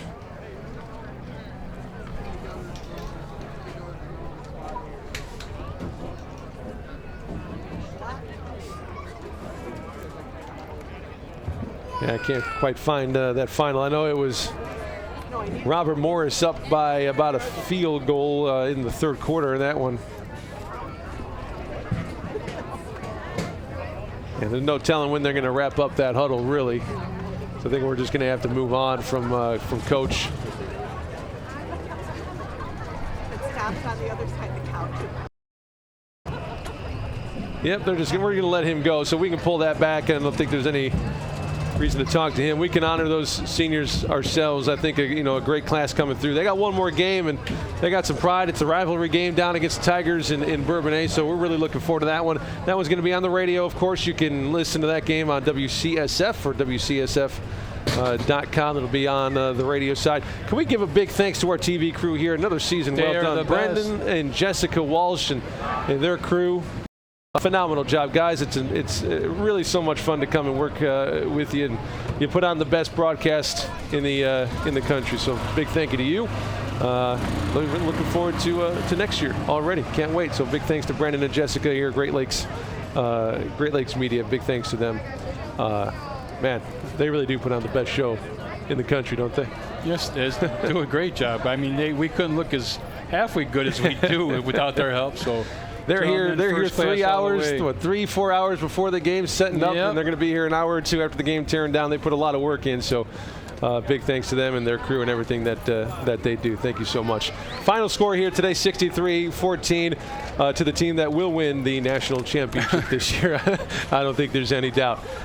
It's the final home game of the year, so thank you, folks, for tuning in for these TV broadcasts. It's an honor and a pleasure to bring them to you. For Coach Lee Turnbow and the rest of the University of St. Francis, my name's Nick Jacobs.